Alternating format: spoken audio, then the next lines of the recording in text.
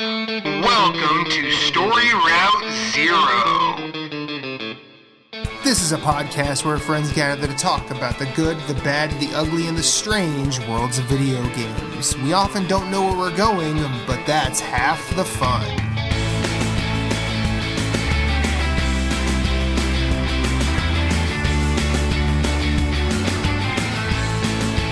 Come on the journey with us. Hit us up on Twitter at StoryRoute0. You can send us an email at StoryRoute0@gmail.com. That includes questions, concerns, comments, complaints, pet pics. Send us some recipes. Send us some stories about your day. We're going to listen.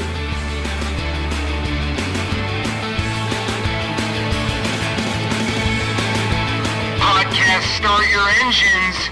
We have liftoff. Let's have a journey.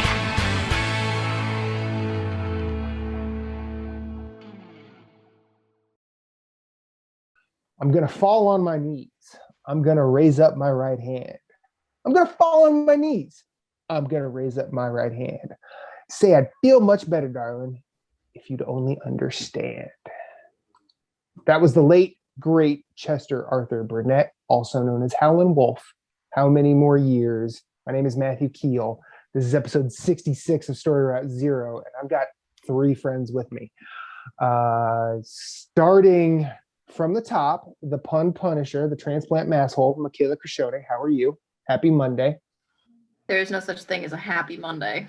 That's how I Yes, am. there is. There's actually a plural Happy Mondays. That was a band from the 80s to about the mid to late 90s. That was very good. So you're saying there's no more happy Mondays? Exactly. Exactly. Unless it's like a holiday on a Monday, then that can be kind of happy because at least you're off work. Technically, it is a holiday.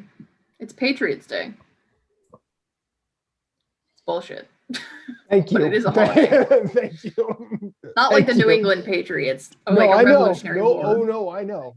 Oh, I know. Also in tow, Jason Marshall.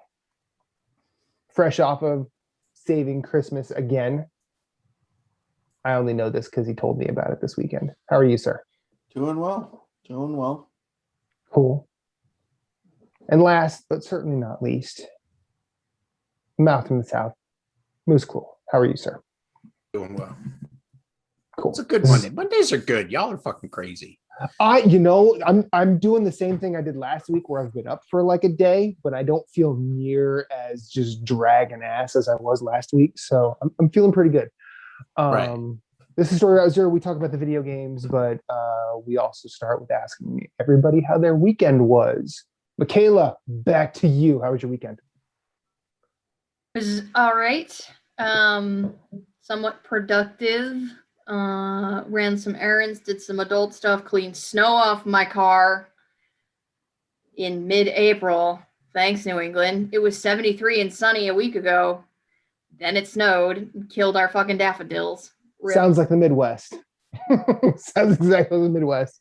Except it would be an ice storm, which is so much more fun. Ugh. It was a wet snow. It was gross.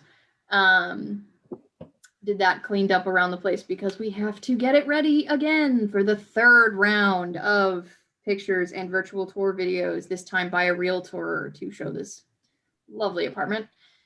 Played some games. It's time for the ball game. Grand Central Centipede. Yeah. I killed the fuck out of a fat fucking centipede this weekend because they're starting to come out again. I was laying in my bed. Did you kill it with fire? No. I was laying in my bed and I was playing Bravely. And so you can see where my bed is. You can see where my TV is. My trash can is over here next to me. From 15 feet away, if you can see an insect clear as day out of the corner of your eye from 15 feet away, you know it's fairly sizable. Mm-hmm.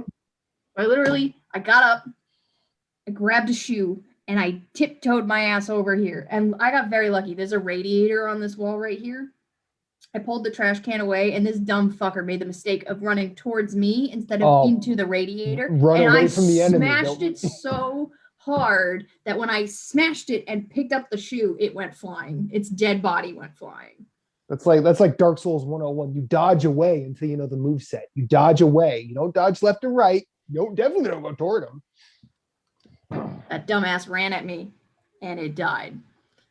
So yes, killed the Pede in Pede Central, got Pede Central somewhat ready. I need to finish getting it ready after this for the showing tomorrow. Did some adulting, did some gaming, and I actually had a nice moment for myself. So as I've talked about on the show before, I underwent a pandemic pounds but in reverse weight loss journey during 2020, and I dropped 83 pounds total. And that was I stopped losing weight about a month ago. Almost exactly a month ago. And so I've been changing my diet and exercise routine. I've been doing core 5 to 6 days a week. I've been doing an upper body push-ups rotation 5 to 6 days a week. I've been lifting with, what weights I have, about 66 pounds of dumbbells here, 3 days a week. So changing up my exercise routine, and I haven't been seeing progress anymore because the number on the scale isn't moving anymore because it's not supposed to be. I'm not trying to lose weight. I'm trying to maybe burn a little fat, but mostly work on muscle tone. And so I haven't had a mark of progress in about a month, which is frustrating. This weekend, I actually noticed something and I took a picture and I sent it to my mom and I was like, hey, do you see something? Because I needed confirmation that it was real. And it is. And I have a little baby 4-pack of abs starting to form, which is very nice. A nice little feeling. I have a baby 4-pack. Nice. You are ab pregnant. Congratulations. Yes, I have my little, my flabs are becoming abs. Cool. So that was the highlight of my weekend. That's a good highlight. It's a real good highlight. Moose, how was your weekend? It's good. Quiet. Dug post holes and put in posts for grapevine arbor, which it's not fun, but No. it was all right. Got it done. And but I just like how you sent us. I like how you sent us the picture. Jason goes, "That's not big enough for a body." No, it was not big enough for a body. But anyways, Gotta work your way down from that then. yeah. Everybody knows you bury it in pieces. or burn it first. There you go. Sure.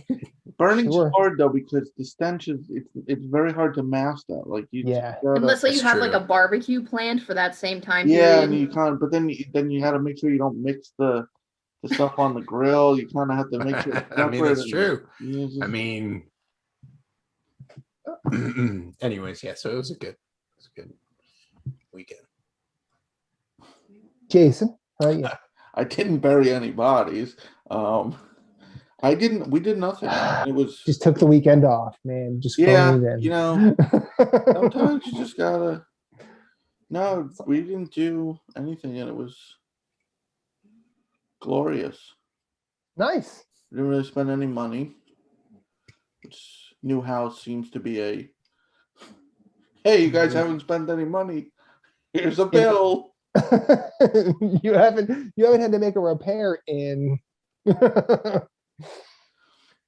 Well, that's So, good. Yeah. No news can definitely be good news in that Yes. respect. So for me, I worked overnight again, so I could have most of this week off, and didn't really do a whole lot, because actually Friday night, Reba and I just did a date night because it had been a very long time since we had done so, and it's probably been a couple of months since we went out, but we could actually go into a restaurant Friday night. We were able to get reservations inside, and that was really fun. We went to a favorite of ours called Oloroso, had a wonderful bit of tapas and beer and wine, and we had a good old time. I'm just going to shout out my wife for a little bit because since we've been together, she's never really been afraid of playing games with me, but she's always been nervous around the consoles. Like if I say, "Oh, just turn on the PlayStation 4," and she's like, "No, I'll wait for you," or "Turn on the Switch." "No, I'll wait for you." But this week, I came home, or I think this might have been. Well, it was after work because I worked last Wednesday. Came home, she was on the Switch doing Ring Fit Adventure, like completely unprompted. And and it seems like I'm not like trying to make light or denigrate, but I was just really proud of her because she's like been nervous about this, and then she actually just did it herself. So I gave her a hug and then sat back and just watched her work out. And that, you know what, I'm not. I had really not been interested in Ring Fit Adventure. I know a few of you guys are playing it, but watching that sort of happen was really interesting. And I'm like, man, I kind of want to play this game just to beat it. but I don't know. Like, you like beat It the has a game story. and not yeah, no, realize- it's I was watching it. I watched it unfold, and I'm like, this is kind of cool. And then like each time you you finish like an area, you do that little victory pose or whatever. I'm like, that's super silly, and I love it. It is silly, and I love it too. Yeah, Try making it's smoothies. it's like Arya likes to do it, and it's Okay. funny because she'll like full on. Only a child can full on sprint in place, and she's Mhm. like, the character's like booking it. I'm like, oh. I had to like switch profiles. I was like, you're getting your own damn profile. Yeah. Mhm. This is gonna fuck up for me. And it's like, run faster. I can't run faster. You did last time. No, I didn't. But now, and I'm further proud because when I came home Sunday morning, like I basically went right to bed because I had to work Sunday night. I woke up or actually Reba came and woke me up, and she said, "Hey, I went into your bag, grabbed a Switch, put it together, and did Ring Fit." And like my previous relationship experience sort of dictated my initial reaction, because I was like, "Oh, there's no boundaries. All of a sudden, you can just go through my stuff." And she's like, "Wait, what?" I go, and I'm like, "No, I'm tired. I'm grumpy, and I'm acting like an asshole. Don't really take that. Just ignore that. Just ignore that. Leave the Like, room and come back, and we'll redo this yeah, conversation. I pulled out my Men in Black sticks. It went bing, and then said "do over." And so, but I'm like, wait a minute, you put the Switch together and turned it on. You like did all that, and she's like, yeah. And I like gave her a hug. I'm really proud of her. Like, I'm gonna make a gamer out of this woman. And I know it just sounds like I'm being, gatekeepy bullshit, but I'm really not. I'm happy to see her sort of develop the little baby steps of confidence that takes, especially when like someone like if any one of us, were to start a new relationship with someone who had never really been in the hobby with us, and they're developing their own sort of method into getting into it. It's a really nice thing to see, and I'm very happy for her. I'd be more impressed if you took apart the Ring Fit. That thing is a nightmare. Even when I take it apart, I'm like, oh, don't break the damn Joy-Con. Oh yeah, no, Yeah. she's like she did all that. She's like, oh, by the way, I left the screen in the dock with the joy things attached to it. Is that right? I'm like, yeah, that's right. Everything's charging. You're so They're not considerate. Joy things, they're thing cons. Get it right. Oh boy. But yeah, so that was predominantly the weekend other than my work. And it was a nice experience. And I've got a whole bunch of other stuff I'm going to talk about just in terms of the game that I've been playing a lot of. So who wants to go first? Speaking of games, Moose, thank you for volunteering. Sure. So how's WoW, Moose? actually, I haven't played a lot of WoW this week. I hit Are you okay? 60. I hit 60. You have a Was that fever? last Are you week? sick? I'm feeling his forehead. I think I'm Is that okay. how telehealth works? You just go. Well, some things have happened this week. A couple of firsts, and so it's just Which that's why paladin WoW healed you hasn't- incorrectly and ruined your Nothing. No, just shut the hell up. Anyways, so I got to 60, and then was like taking a short break from that. I've been back on the Zelda kick, but I've been productive in Zelda. I've been like trying to like 100% stuff, like get all my gear leveled up. I still have the Master Quest to do to get the default power of the Master Sword to 60, which I think I want to stream. So I'm just kind of like working in a path in that direction. I turned on the PS4 this week, but it wasn't to play anything. It was to watch Falcon and the Winter Soldier, which was good. I caught up I watched all the episodes last night. But I did play some WoW, I guess Thursday night, and then Saturday with Muffins, because he got back on the WoW train as well. So we ran some dungeons together and had a good time. And so that's been fun. And then I got my Pro 2, if you can see it, the Pro 2 controller. I got the Pro 2 controller, the 8-bit do, which is phenomenal. I got it on Wednesday, so I set it up. If you don't have an 8-bit do, the Pro Plus, or even an 8-bit do in general, I recommend this one. I know, yeah, I have that same one, and it's really nice. And the great thing about that is it's nice and compact, fits in a bag. Everything's good to go with that one. I love that's the one that I played the majority of Breath of the Wild with, was that one on my lunch breaks at work when I got the Switch. But this one is awesome because the back paddles are amazing. The turbo button's amazing. You can program extra buttons. So right now for the Switch, and then you have technically 4 different programs that you could put on it. There's 3 where you can actually program stuff, and then you just have the default one where the controller acts like a normal controller. Like whatever the buttons are, the buttons are. So I basically set up 2 profiles on the Switch. I have it where the back left paddle turns on any button into turbo. So you basically hold the button down, hit that button, and it turns the button into a turbo button. And then I so I was playing Borderlands, and I was like, I want to try back paddles with like reload on one of the paddles and jump on the other. And so I put reload on the left one and jump on the right one. And it's awesome because I don't even have to take my thumb off the stick, because like I can open stuff with the back paddle, since reload is Y on the Switch, and Y is like open things, pick up things, like a lot of stuff. I even think it's talking to people. So I don't even have to like touch the face buttons on the controller, which is great. So I highly recommend that. I did play some Skull, the Hero Destroyer. You streamed it. I streamed it twice. So that was the other news. I got Streamlabs up and running with some help from my boy Razzie Fresh.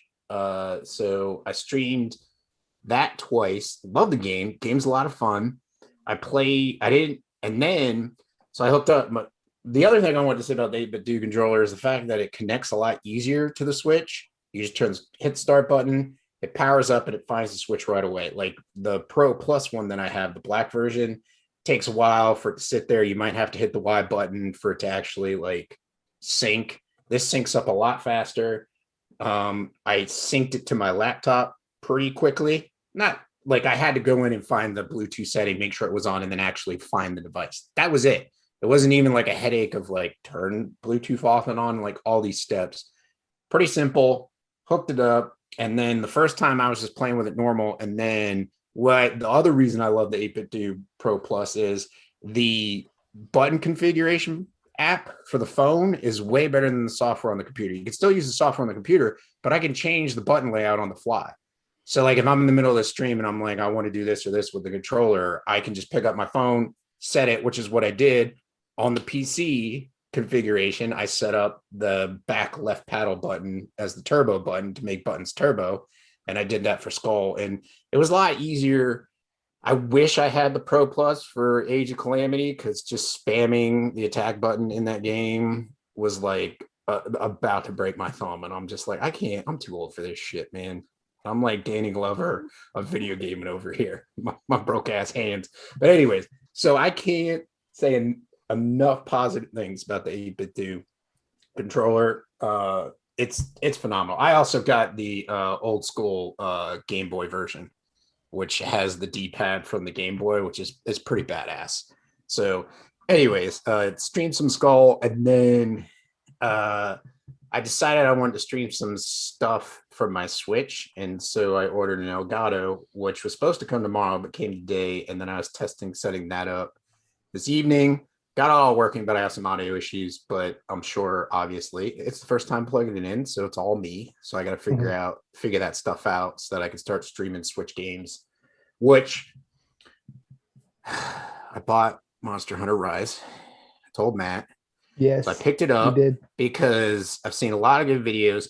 Okay, so my whole thing with World was it was kind of like I felt like it was clunky movement and clunky combat just because I was so used to Bloodborne, and like Bloodborne was like so fresh on the mind.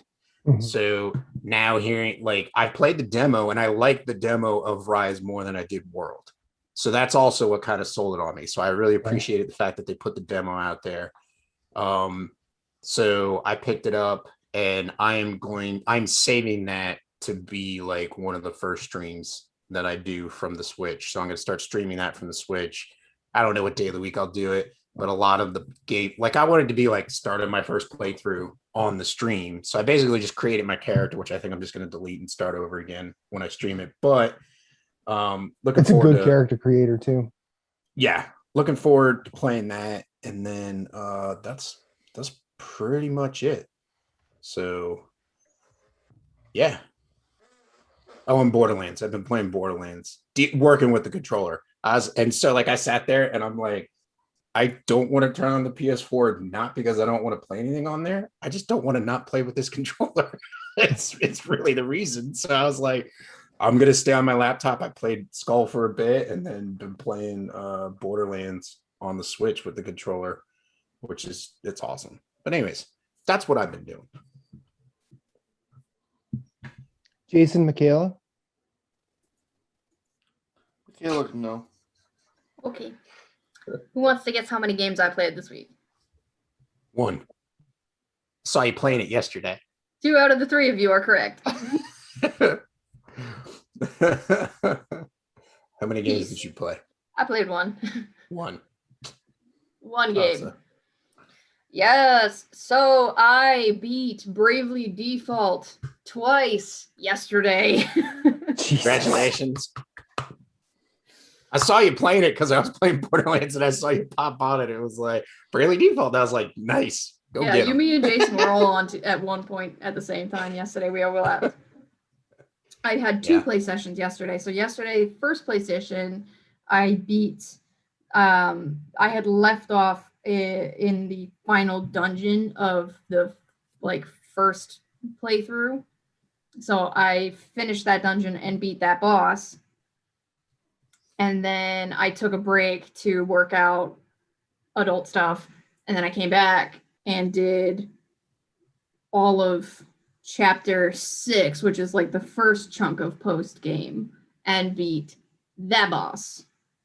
And then started the post game. So essentially the way Bravely works, you know how sometimes games that have multiple endings, you get the bad ending because you didn't meet certain criteria, like you didn't find the right items or you didn't do the right quest and you get the bad ending. That is not the case in Bravely. You just didn't know. Yeah, that is not the case. Bravely, you by default, the first time the credits roll, no matter what you do, you get the bad ending. Really? You gonna go with that and just leave it? You could have left it alone.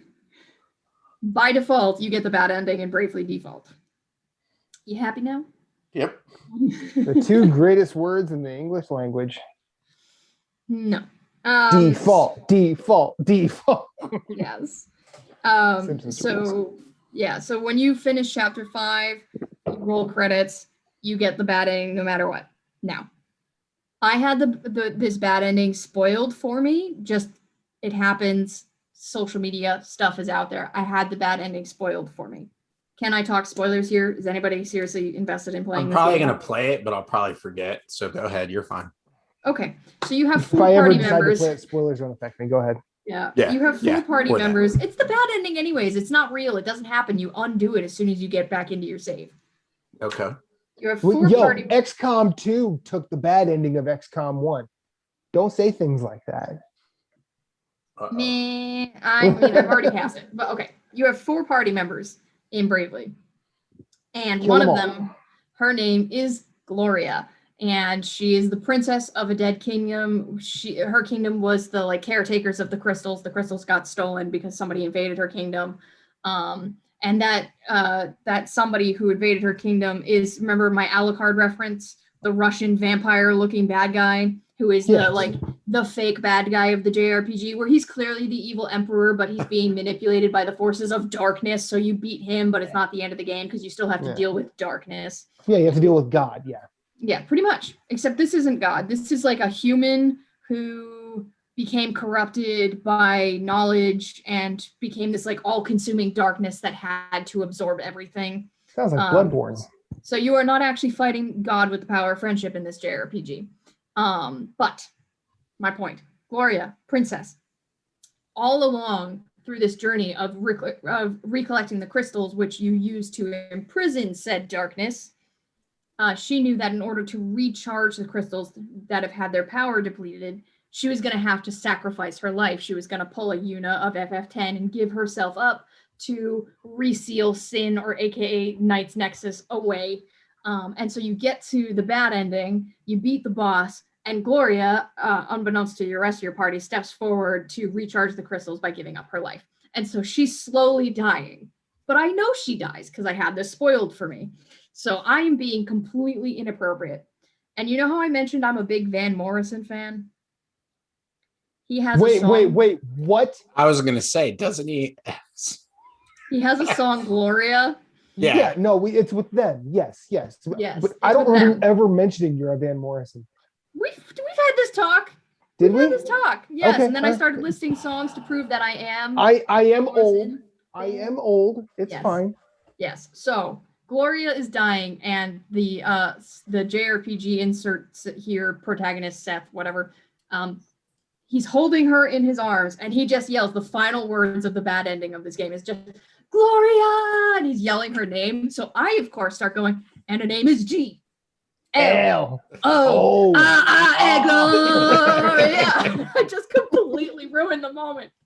No, you didn't. No, you made it. You know what? There's that Pedro Pascal memes like stories can be good, but you made it better. So yeah, That's pretty. That's funny. I like that.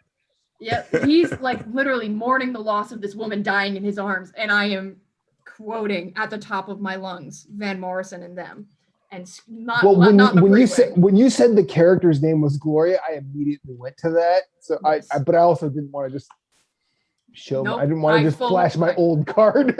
Nope, I went Gloria Gloria on the ending of this game, and it was completely inappropriate, and I am not sorry. Nor should you be. You did the right thing. Thank you. I feel vindicated. So you roll credits, and then it gives you a new, like, would you like to save your game? No shit, save your game. And then you get a nice little title card. You load your game, and you're back right before the final boss fight, as you are many times when you save after rolling credits in a game.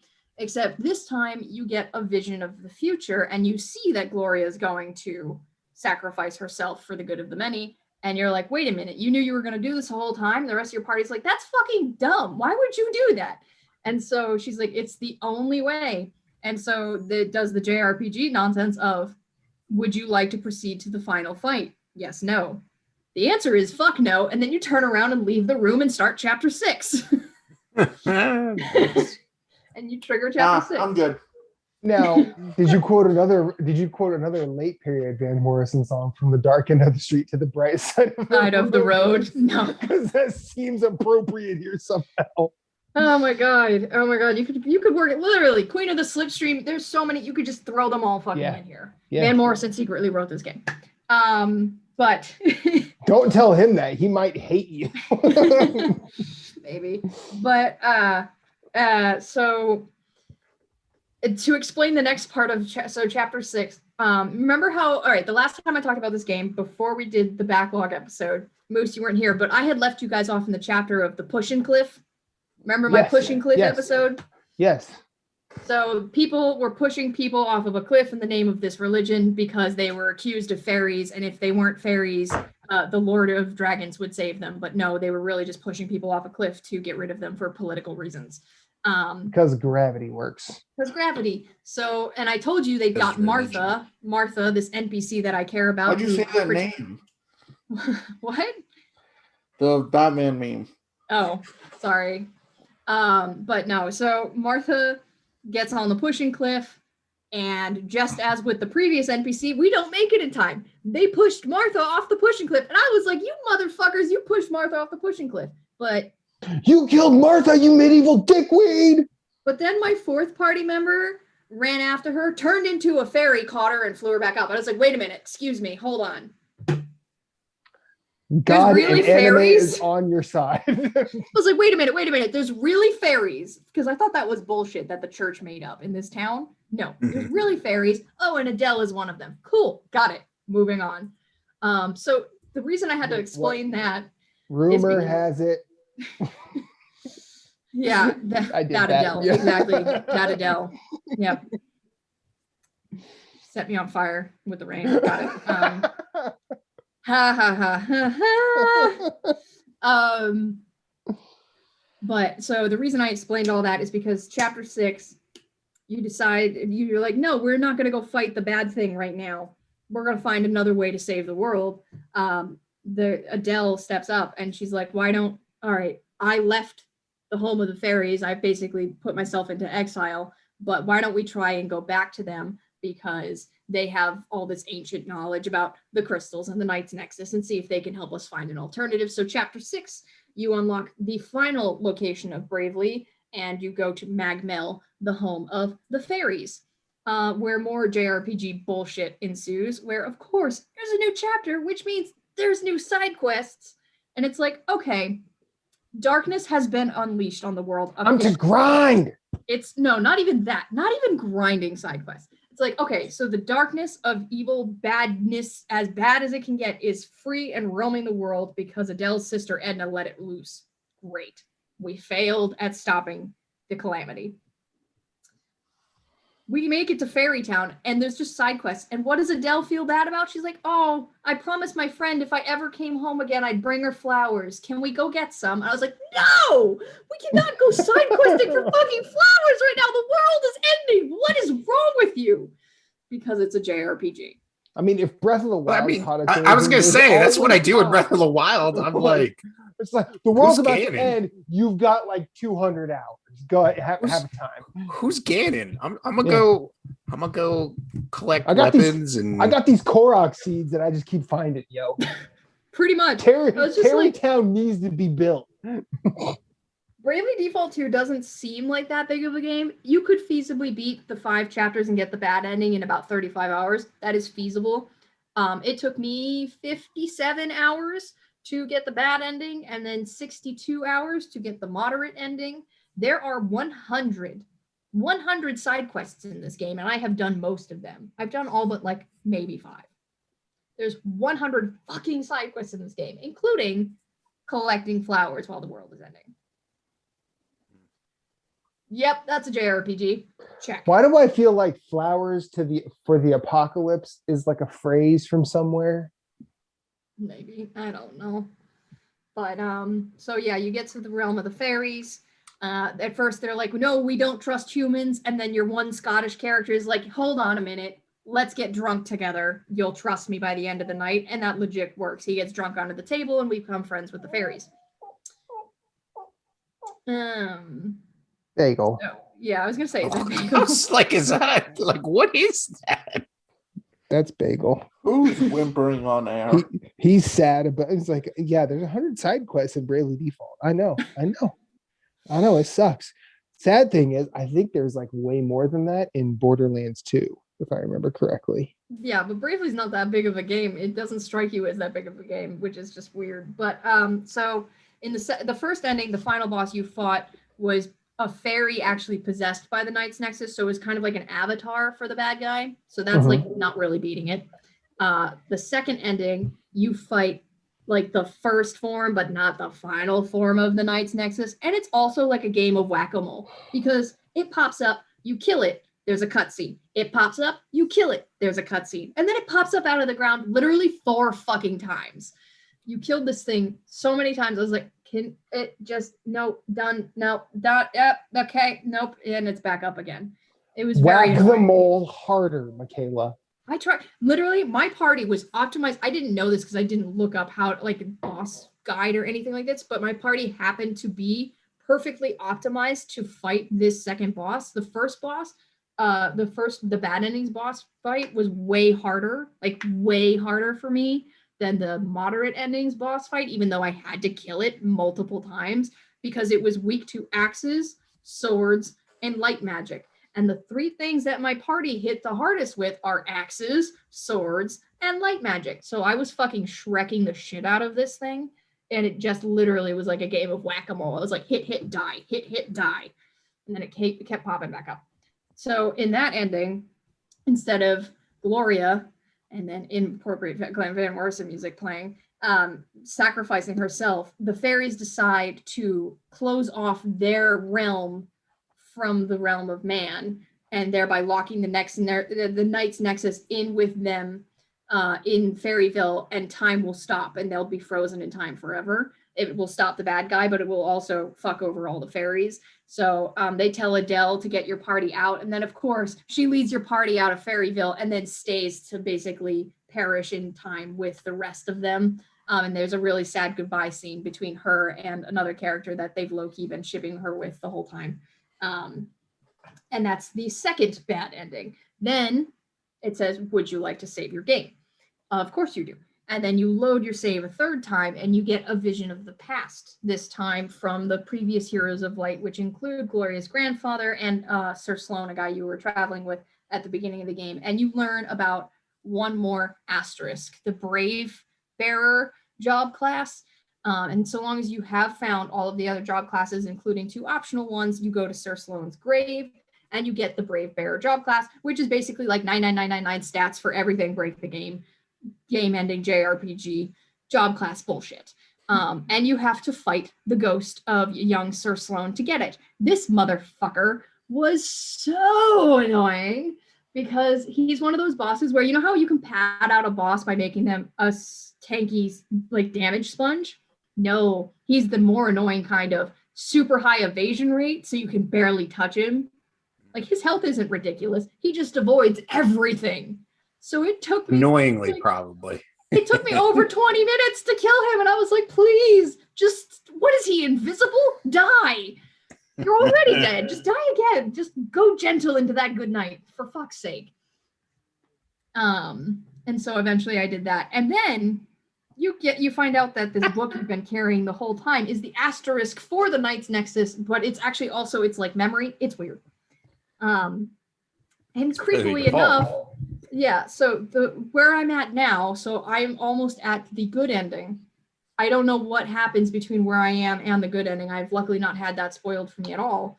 But the creepy part is the way you progress, there's no like quest marker on the map telling you where to go. No, this creepy purple icon has been added to my save menu that makes like a weird like moaning, breathing, like static noise every time I open my save menu now. So there's that. And it's not creepy at all. So there's that. And then? And then? So I've got to click on the purple moaning, breathing, static icon, and that will initiate the final ending of the game, which I have yet to do. So my hope is that maybe tomorrow, after the realtor guy comes and takes his pictures and video and hopefully fucks off again until we move out of here, I will finish Bravely Default 2 so I can maybe bang out Concrete Genie before Nier comes out on Friday. There was a new trailer today for Nier, by the way. Just saying. I'm very excited. Cool. That was the one and only game I played. Nier looks amazing. I'm so happy today. It was a fan service trailer. Basically, they're like, we're added a bunch of stuff to the game. There's a new dungeon. You can play as Papa Nier for all the Dad Nier fans out there. And I was like, yes, thank God, finally. Oh my God, Dad Nier's not dead. Thank you, Papa Nier. New Papa Nier 2D character art. That's all I really wanted. And he's playable for a dungeon. And they also took the Nier Automata outfits and put them in the game so you can dress up Kaine like 2B, my heart's sword. Just saying. Matt, you're muted. Yeah. Thank you for telling me, because clearly my phone interface did not show that. So I was just sitting here talking. I saw you, but then I wasn't sure if you like paused because you didn't want to interrupt. But then I was like, no, He's He's talking. muted. there's actual. I'm a professional. It's fine. Do you want me to go, or would you like? Yeah, because otherwise I'm just gonna talk about how cool Nier fucking looks, because it looks really good. It really does. Yeah, I'm so excited. So you Go want ahead, me to Jay. go? Yes. So I played a couple games. I continued Outriders. I'm doing the end game. Still having a blast. Cool. I did submit my Loop Hero review, and then I went back and played a little more Loop Hero. I accessed the 2 secret bosses and started. So talk to me about these secret bosses, just because I've started. I mean, we could talk about Loop Hero. I'm not going to go super deep with it because I've been playing it, but like I've only beaten the Lich. So one of the secret bosses requires you to cover the entire map with swamp cards. It took me 20. So, but that's just they want the entire road. The swamp cards. So for those not, there's cards that can be placed directly on the road. Mm-hmm. There's only a few of them. It took me 27 loops to do this because they didn't spawn all the time. Oh yeah, they don't. And once I had to like remove cards. I had to clear the way. And then the one secret boss just spawns. Once you place that last card, he just appears on the tile. Does he appear on like the same tile? Nope. Just whatever randomly tile. On one of the tiles. I had to actually make another tire loop to hit him because I was just past him. Oh, okay. I was like, really? That's probably that's probably the best. That's probably the best. Yeah, it was like almost an hour run, which is long for Loop Hero. Like it was. Really? That's long? Because I think most of my runs hit. Yeah. Oh. Yeah. I mean, like it takes me a long time to die in Loop Hero. I showed you the picture. What's on the map? Like. Yeah. No, that was. I'm like, what the fuck is Jason doing? The swamp reduces healing completely, and I had my healing jacked up to like 80%, and it was negated to 0. Wow. Yeah. Fuck that. Like I had an 80% vampire. That blows. The game was like, fuck your couch, Jason. Like it was basically 80% life leech, and I was just nope. Jesus. The other secret boss, which is actually the true end game, it's to do it you have to overlap 6 tiles. It's kind of cool. So what do you mean overlap 6 tiles? So you know how when you put some tiles out, there's a field it covers? Yeah, like the beacons or whatever. Yeah. So 6 tiles have to overlap in one section. And they have to be unique cards. And when they do, so it can't be like 2 beacons. Nope. So it's 1 beacon, 1 battlefield. Yeah, anything that will. And then once they do, and you could do this like on the 3rd loop, as long as you get the right cards. Mm-hmm. Then once they do, you'll see like the board starts flashing, and you just have to remove the middle tile, and the boss will appear. Beating him is actually the true final boss. It's like a secret boss though, and it kicks you out to the main menu. Basically, okay, you're done. You can actually do it. You can actually do it in chapter 1, but what I was reading, it's not recommended because you won't be powerful enough. No. I did it in chapter 1, but I've already beaten the game, so it was fine. Yeah. But that game is just, I mean, that game's good. Now that I've talked about it for weeks, but Matt's actually played it. Fuck. Like so when I got my PC up and running to where I could get games, like I did 4 things. I downloaded my purchased games that I have. or my purchase games that I know I've purchased recently in Steam, which were Binding of Isaac, Crusader Kings, and then I did do Loop Hero and Hades. So that was one thing. Then I went to Humble and just activated all, I basically just linked all my stuff to my computer. So I have all those codes that I've just been accumulating for the past 2 to 3 months. Then I looked at Game Pass, and Game Pass, like I've said it several times. All of us have echoed this. This is probably the best deal in games. And having looked at what I can play on my PC by itself, I would like, even Reba was like, wow, you don't have to buy a game. And I'm like, that's adorable. That's cute. You apparently still unaware of my crippling addiction. Like you know me. Not. I thought you loved me. I mean, she has to deal with that addiction. Yeah. But yeah, so I looked at that and I about kind of just developed a migraine just because of how much choice I really have. And yeah, there's a lot on there. It's wow. Like Makes you reevaluate your backlog. It's just like Yeah. it was one of those things. It's like I can already see myself saving money in a way that is like tangible. Well, especially if it's like something where you're like, I want to try that game, but I might only beat it bare minimum, exactly. And then it's like, okay, well, that's once and done. I had a chance to play it, and it's gone. Like, I've yet to activate Game Pass on my laptop because I'm still waiting for the reminder to pop up again for me to actually like click on it and log in. Like I logged in and like was checking out the Xbox store or whatever the heck it is, because I linked it to my old account, which like I haven't logged into this since 2014. I haven't logged into an Xbox console, so that's pretty entertaining. But what I want to do is I want to redeem the free month and play through Halo 5.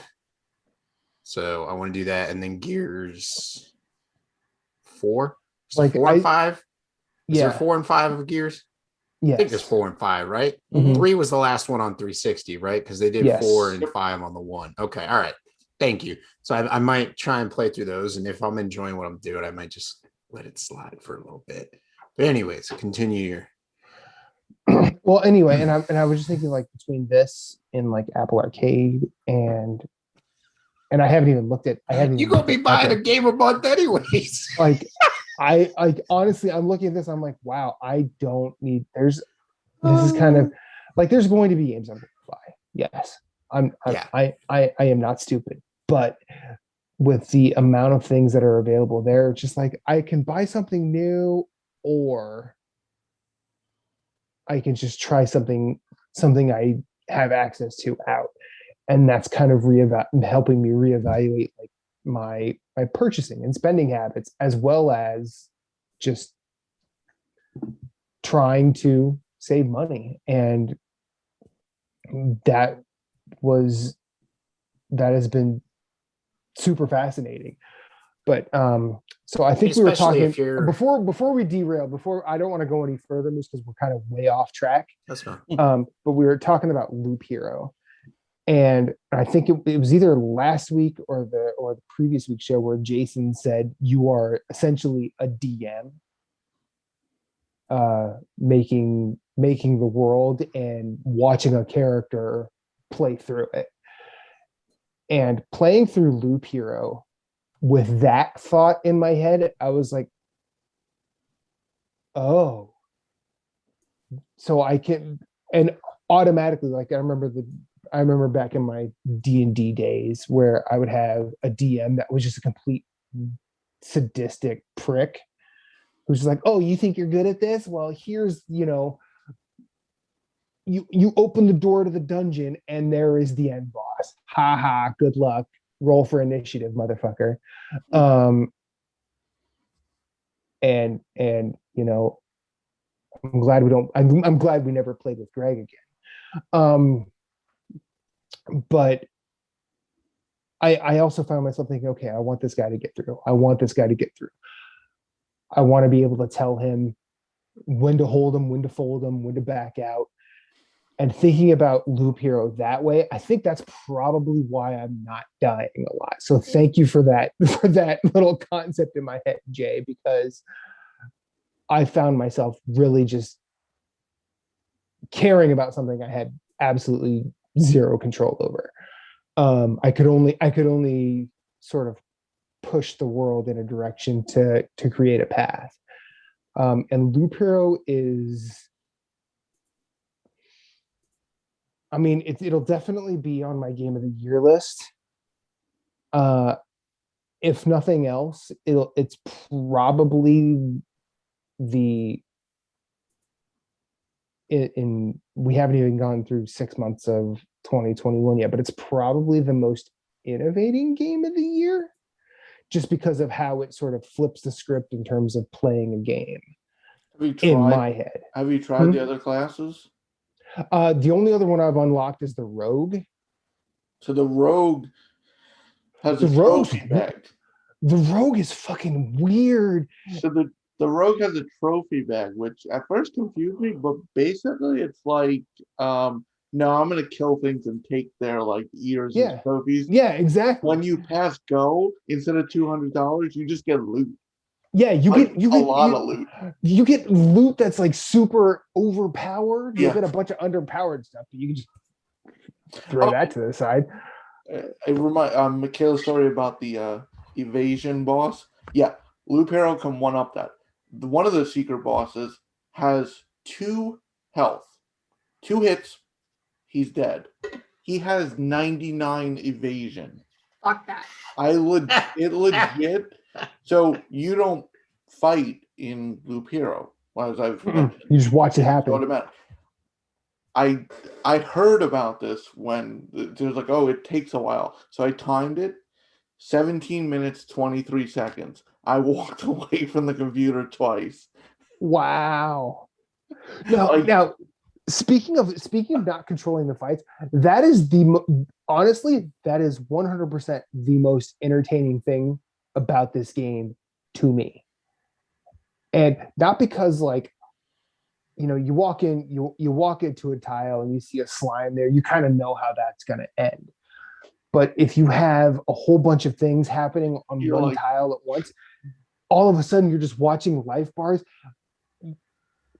And this is the same feedback loop in my head that Blaze Ball gave me last year, where instead of, like, I had no real bearing, I couldn't watch a game, but you just see text alerts of what's happening each time a player is up to bat. And it's just more of there's more information faster. The anxiety, like when you're one tile from camp and your health is slowly, you're just like, oh no. And there were so many times where I'm like, just if he makes it, we'll get to camp and we'll be okay. I will find ways to heal him. And sometimes that worked. Sometimes it didn't. But every time I'm like, we're doing this again. Like, I don't know. Let's go again.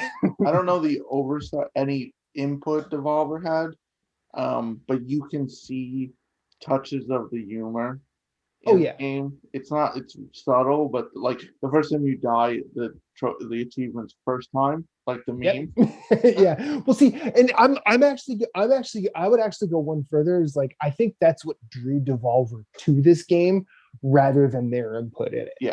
Now, granted, you know, Devolver, their entire publishing catalog has that all over it. So I almost think that they just sort of, it's sort of like Annapurna, how they look for, I don't want to say like whimsical stories, but they look for stuff that has a different dimension of storytelling than most games.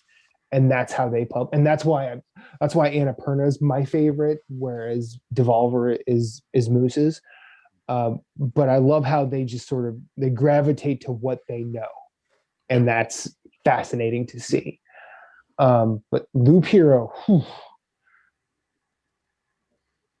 Yeah. if nothing else, it has been really nice paying for the parts for a PC, putting it together, and having that be one of the first things I touch, because it is definitely going to be a bunch of memories that'll stick with me for a while. Loop Hero is dope. Yeah. Wait till you finish up and the story unfolds completely. Now, so I've beaten the first chapter, which you fight the Lich at the end of it, and that's a cool little fight. But it seems like each new chapter, I feel like it's the same difficulty spike as Dead Cells was. It is until you start building your camp more. Once you build your camp, you unlock other cards, and then the combinations. Like I've unlocked a bunch. Like, do you have access to the forest yet? Yeah, I don't remember. Towards the end, the forest by default, the card grants 1% attack speed, flat. That's cool. You place it down, and I had end game runs. I had like 70 cards down, so I'm like, nice. Plus gear, I'm like over 100% attack speed. I was like nuking enemy. Like you could see, so in the combat, even though you're not fighting, you could see the like in RPGs, you see the meter build when it's your turn. You would see it like you'd get like 4 hits in before some enemy would switch. Oh, really? Yeah, I'm That's like, awesome. Yeah. Like with the Necromancer, it actually you summon skeletons based on your attack speed.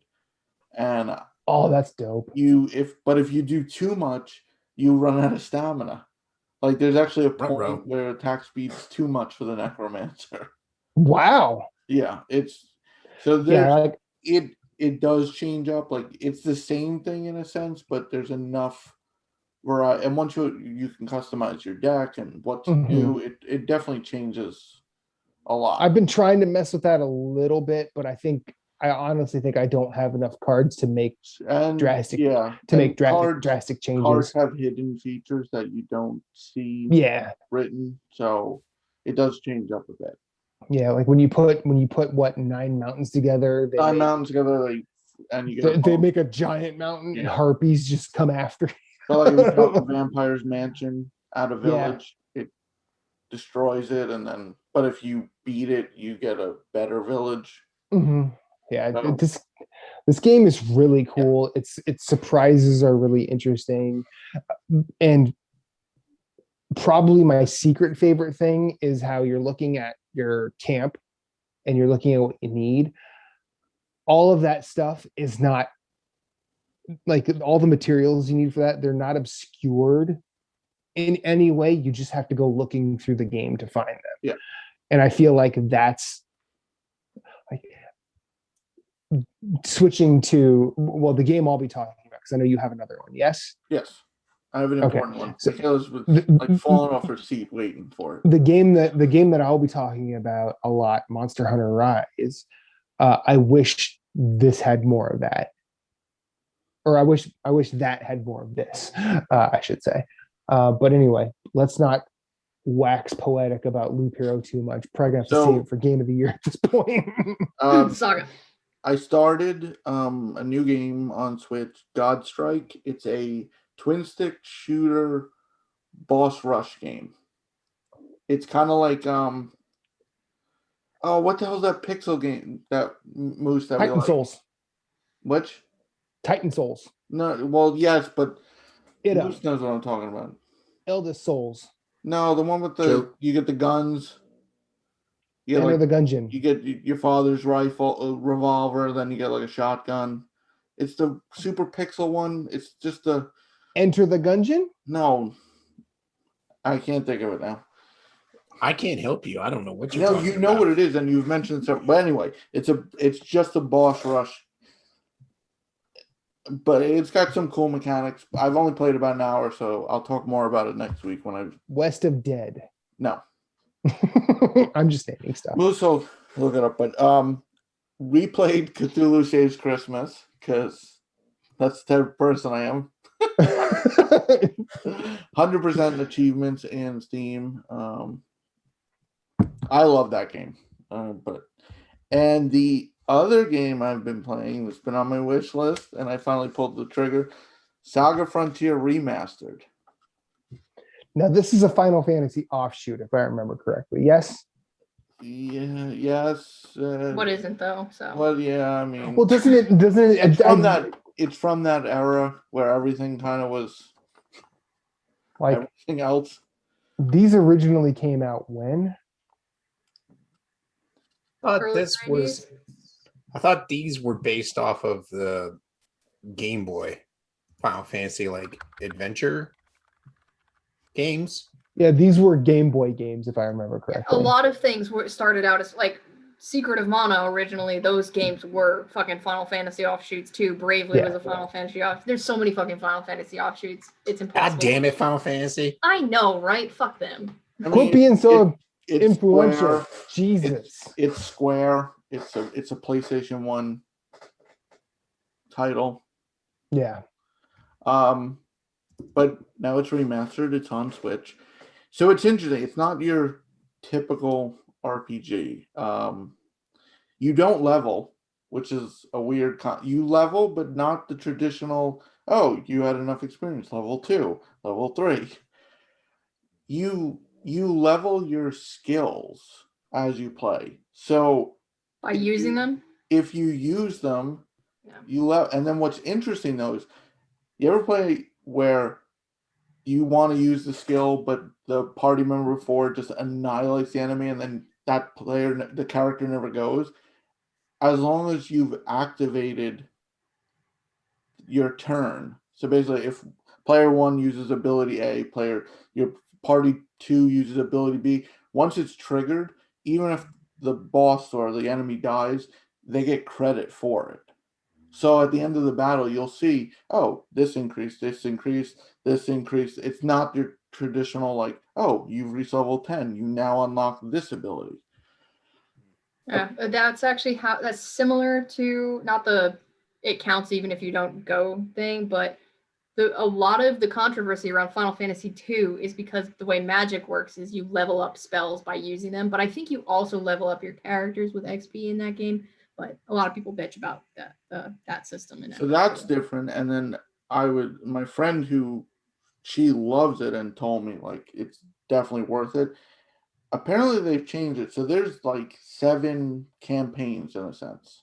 You pick a character, you kind of play through. All the other characters are in it, but you're the main character. And if you actually die, it's game over. Like you can die in combat, which you'll just revive at the end. But then there's actually ways to like permadeath almost, and it actually ends your campaign. But what they've done in the remaster now is, if you beat a campaign, you can start the next one and carry over what you've done when you get to those characters. So like by the 6th campaign, you're like basically broken. Like the game's just a joke at that point. Because normally it would just reset. You meet this character for the first time, brand new, none of the skills. Now everything carries over. So it's kind of cheap, but it's kind of cool being able to use all the abilities. Lot of exploration. I was reading that 60% of the game can be avoided because it's just excess. Like that's how much like Michaela was like, oh, there's 100 side quests. Like it's like that. Like there's just so much extra exploration you don't need to do. And it has the Chrono Trigger walk around, you see the enemies, and you can actually avoid them. And they've added, which Final Fantasy VII, the original when it was ported, did the speed up concept. So you can make it like 3 times speed, like so combat's like super quick, like as you go, like just fly through Yeah. battles. Which I think a lot of Square is doing that. Like FF12 has it too. I think they're adding turbo to like a lot of the remasters. I think it's because those games are inherently grindy, so it does like you still need to grind, but it makes it a little better. Like battles can be only 30 seconds then. Yep. Even though you take like 10 turns, like they actually go comically fast. Like you see the character, like any RPG, you win the fight and they do the little dance. It's just it looks ridiculous when they're in turbo because they're like It's great. I fucking love it. Wait, question. like their arms. Does Bravely Default, the first game, let you turn up the battle speed? Yes. Yeah. You can do that. You can do that in 2, and you can turn it up like 3 or 4 times to the point where you don't see the attack animation. It's just like ting, and then it's gone. It's very anime. You just see the hit and there's other cool things like not taken from, but like Chrono Trigger, there's combo moves, but you don't really know them, so you kind of have to do some guesswork. But if you both attack a target, you might see like the spell will read out a combination of the 2 spells in one. And does it save it in a log for you somewhere if you unlock it? Yeah, there's actually a history thing once. So like I am Setsuna then. Oh. I got very excited about this. It's like one dog to another. Shared bagel before and like I need to join in. Yeah, no, fair. No, but I'm having a lot of fun. I think I'm at the end of the first campaign. And actually there's a character they've added into the remaster that wasn't in the original. I don't really remember the first one. But I'm so it's fucking kind of putting cool it on my list. Fuck you. Fuck you, Jason. Here, that's my first ever legitimate fuck you, Jason, of the show. I'm putting it on my to-buy list for after I move. And it's of the old school where, no, we're not holding your hand. Oh, no, there's no arrow. You figure out where the hell to go or just grind away. Do your goddamn research. It's one of those games where it was like, you should buy the Brady or the Prima strategy guide because we're not going to tell you where to go. But that was it. Matt, you have anything to add before we continue onward? I want to talk about Monster Hunter, and I'm probably going to go for a long time, so bear with me. So I've rolled credits on this. I've started it and rolled credits in the past couple weeks. Congratulations. Yeah, I mean, rolling credits in Monster Hunter, at least so my history with Monster Hunter, I've played World, I've played Rise. I've been fascinated with the IP for probably the better part of 10 years, mainly because, when you get into Dark Souls games, everyone says, oh, you would probably love Monster Hunter. But then you start looking into Monster Hunter and you're just like, it's on platforms I don't really have access to. So then when I found out what was coming out for PS4, I'm like, okay, I'm going to look at this. It looked cool as shit. And I immediately wanted to learn about it. Monster Hunter World with Monster Hunter Rise, that's probably the perfect introduction to the series. Mainly because World sort of does a step-by-step progression through a hunt, whereas Rise just says, okay, we're assuming you've played a Monster Hunter game before, so let's just go do Monster Hunter as quickly as possible. I feel like, go ahead. I was going to say, I have 3 on 3DS. It was in one of the rare humble bundles that they did for 3DS games. And I tried to start that and you nailed it. They assumed I played other ones because they're like, okay, go. It's like, go where? Yeah. Like, what do you mean go? Like if I had not played World, I would be 100% lost in Rise. Now, I would also argue that if you played World and didn't really care for it, I would have the conversation as to why you didn't care for it, and then see if I would recommend Rise over Do you like as a well, no, I mean, Hello, I know Moose. Moose, but Um, I'm actually speaking to someone that I've been talking to in another DM. I'm not going to name them, but they live in Jersey. But like what Moose was saying about like the slow movement, and you said the combat was kind of clunky Yeah. as well, Moose. So I think a lot of that comes from what weapon you pick.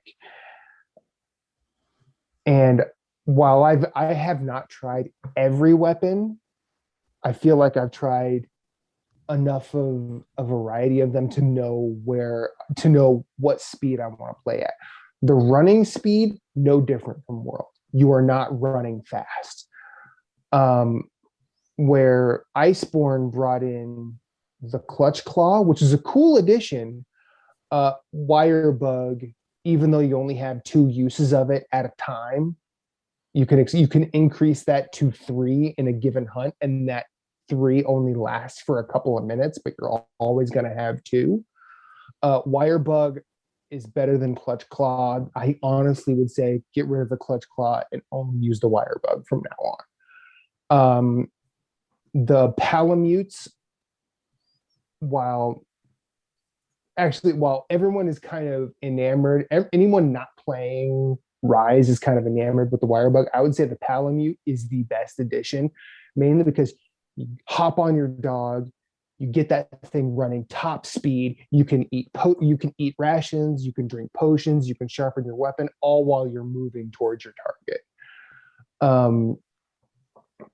Palamute is kind of the MVP of this game. I would also say that if you are coming to Monster Hunter via a fandom of Dark Souls the way I did, this game feels more like a Dark Souls or even a Bloodborne style combat scenario with a boss sooner than World did, because World is a very long, like the campaign in World, while it sort of gets you into the rhythm of a hunt, it moves, like the increments are very small, so you're not fighting like the fast, fun or interesting monsters till you've gotten through that story, and that story, it's like 40 hours if you don't have anybody carrying you through it. I mean, when I went back to it, I had Ahmed, carrying me through a lot of the back half of it, just because we wanted to get to Iceborne and high rank. I've gotten myself almost to high rank in the solo stuff already. I'm 1 quest away from high rank in multiplayer. Oh, and anybody who wants to complain about Monster Hunter World's multiplayer, where you had to get that cutscene and it was real stupid, not present here. In fact, I've played multiplayer with several people. If you remember our Hades episode, our guest Atma, she and my friend Julian and other people I've met in other Discords, we've all sort of played together. And the only time we've ever really, the only hiccups we've ever really had is if you have to accept the quest the right way in order to join the people that you're playing with. And that is literally a 1 button press. Like if you fucked it up, you're like, oh, okay, come back to the hub, reaccept it, and we're in. Like, honestly, it's you get into the other player's game, you pick a monster, eat, and then you're off. Even if you make a mistake accepting, you're talking less than 5 minutes and you're off to the hunt. And I think the progression of monsters in Rise has shown me enough new ones that I have probably become a permanent fan of this franchise. I'm not going to go back and play Generations Ultimate. I'm not going to play OG Monster Hunter.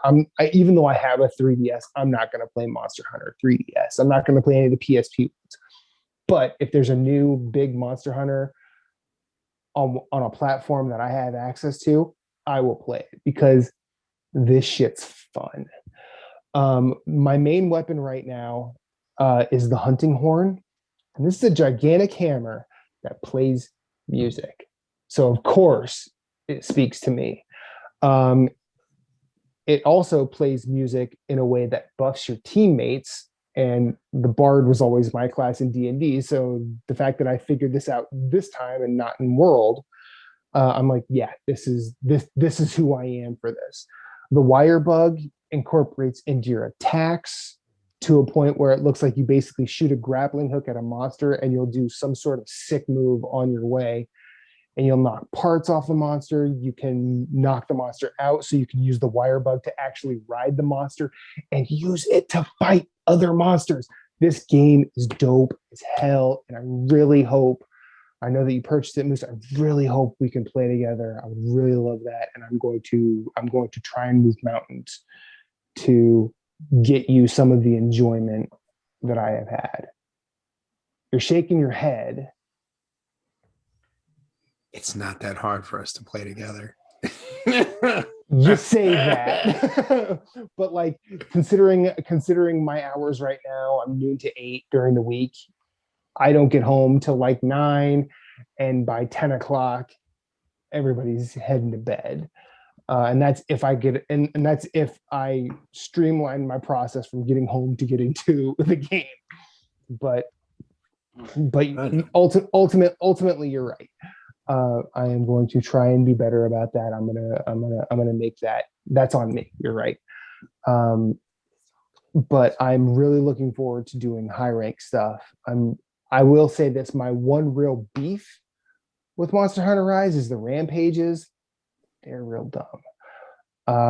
I heard some people I talked to love them. Yeah, no, I mean, like, if you were going to step into Monster Hunter, you should honestly find a way to look at a weapon tutorial. I would look at the RX Gaming YouTube channel. Their weapon tutorials they're thorough, and they are, while they'll tell you everything about a weapon, they will also say, here's some combos that you can just do and move on. You don't need to know everything about a weapon, because really, if you're even if you're playing by yourself, like you can sort of crutch on 2 or 3 combos for a weapon. Yeah. But the one thing I would do is I wouldn't take the time to look at all the weapon tutorials. I would take the time to look at the weapons and see what you see, because you have a way you can try all 14 of them out and pick 1 or 2 and focus there. Like I tried the hunting horn because I'm like, I don't know what this is, and I'm like, oh, it's just another giant hammer. But then I saw like a music note and you can play songs. I'm like, okay, this is deeper than I was ready for, but let's fucking go. I would love to, smack a monster in the face with a giant hammer while busting fat beats. And that's exactly what I do. That's exactly how I play. I get right in whatever monster's face, hit them, and help my party either heal faster, hit harder, resist whatever. Otherwise, I've been trying the long sword of late, and that's a fast weapon, and it cuts tails. And going for materials in Monster Hunter, which is going to be a thing if you want to get armor sets, and or especially in high rank, you want to be able to cut the tail off. This game is good, and I would actually, instead of me going anymore, because I probably sound pretty manic at this point, I will close my little soliloquy here saying, The monster progression is very Dark Souls, especially after the first set of hunts. And by the first set, I mean once you get to 2 stars, which is like I think 3 or 4 hunts, and none of the hunts are really long on in single player.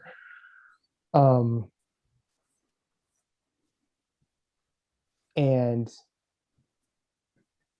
the Palamutes rule, the wire bugs rule, the Palicos rule, the cooking cutscenes. While no, the Meowscular chef scene isn't here, I do listen to the song every single time. Those cats make me some bunny dango, and it's adorable. And there are a bunch of other things that I could go into, but I feel like I would just be getting granular at that point.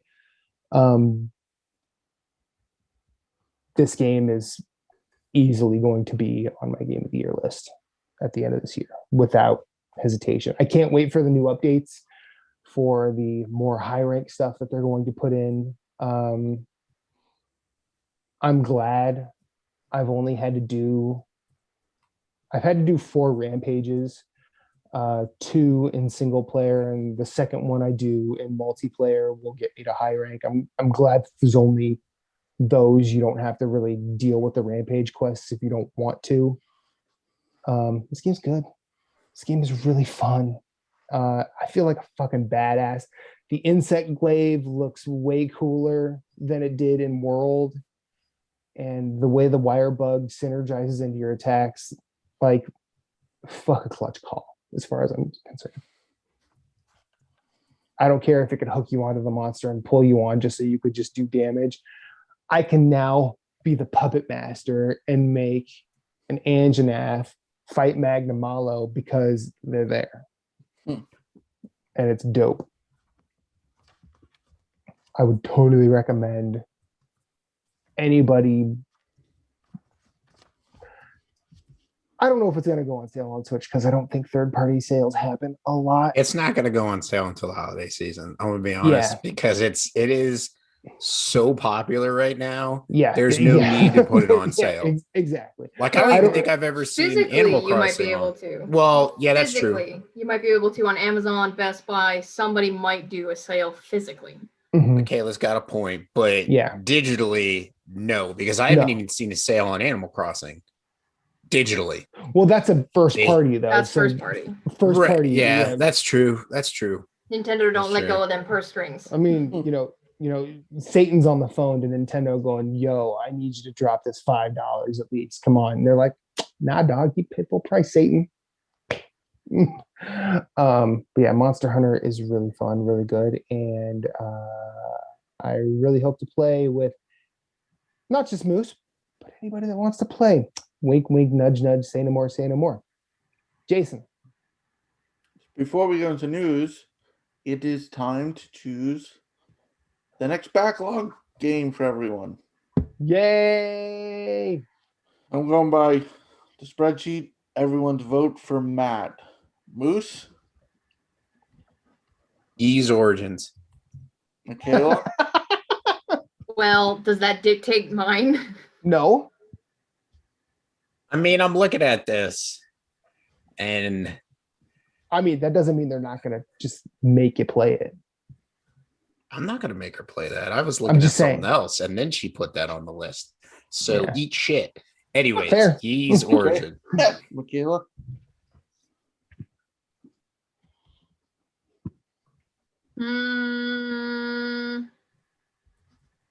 Just to make it fall on Jason, Tokyo Mirage Sessions FE Persona bullshit on Twitch. Oh, stop, bitch. I was going to pick Void Bastards. God oh, damn. now we have to fight it out. Here we go. Anyone not?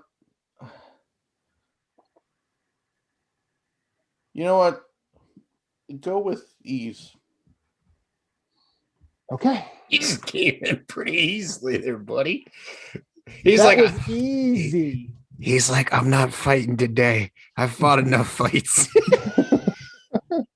Michaela, I vote Arafel.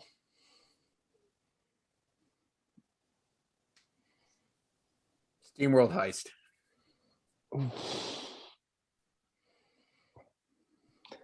Well, I want someone to play ease with. Talk about ease.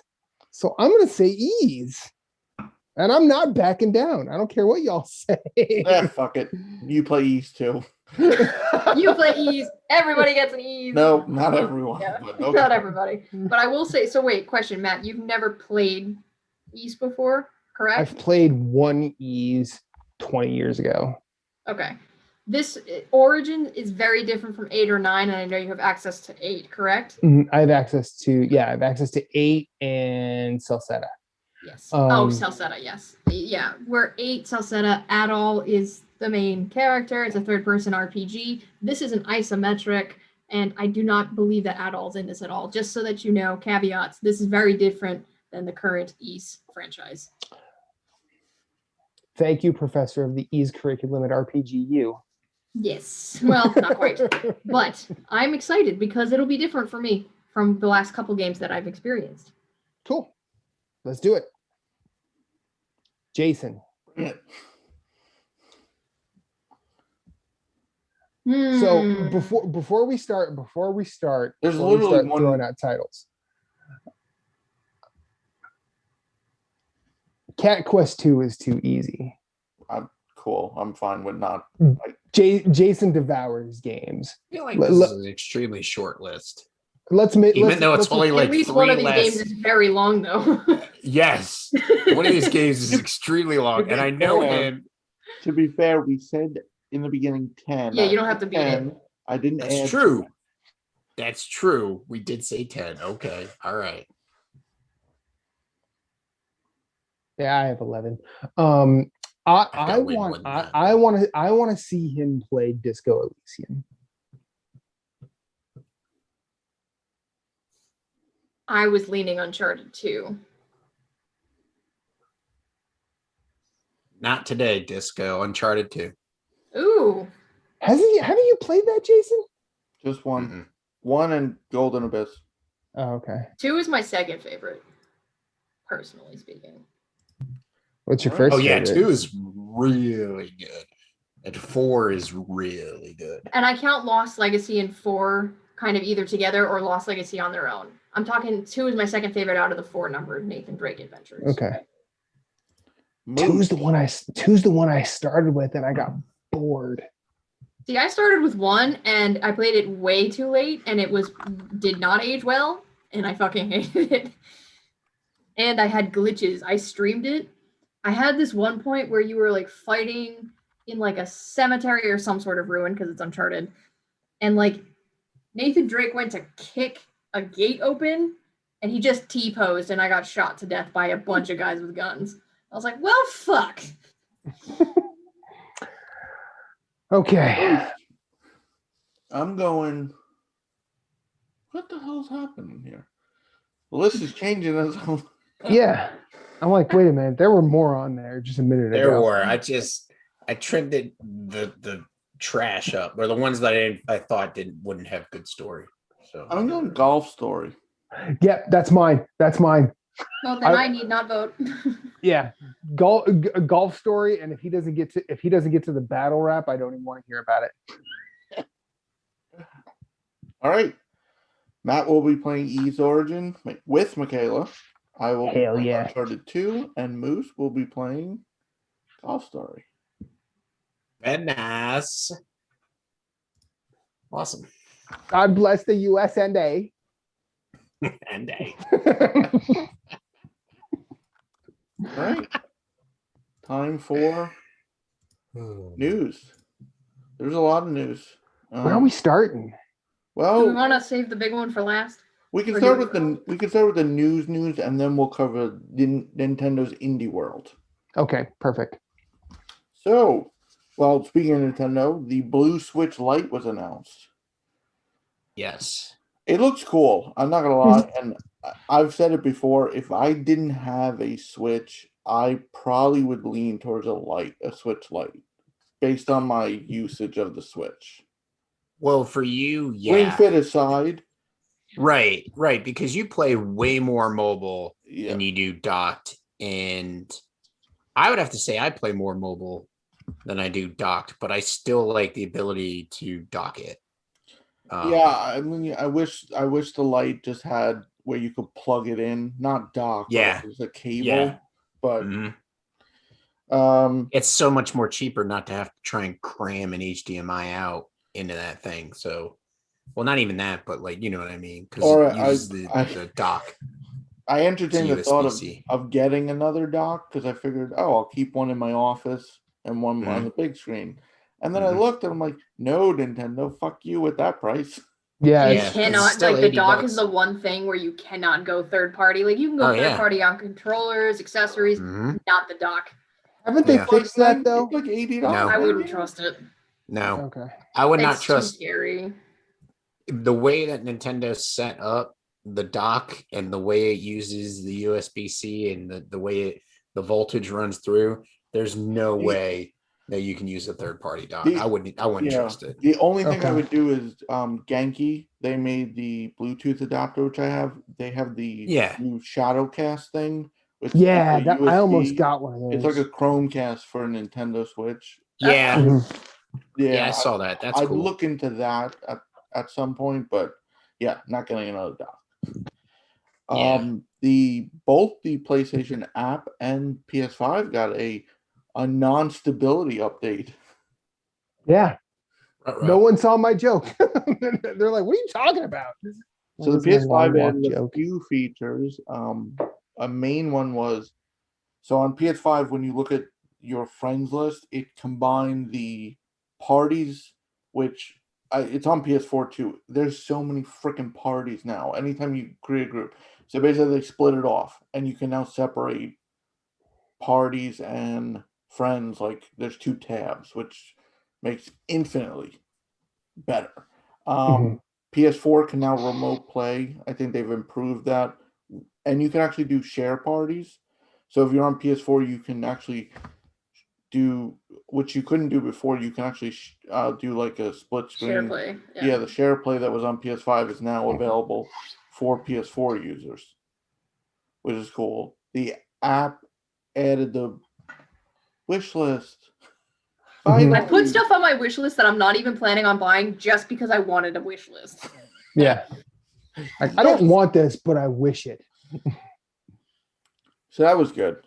There was some other stuff and probably minor things. My favorite thing, because it was driving me nuts, you can actually see your level progression now on the PS5.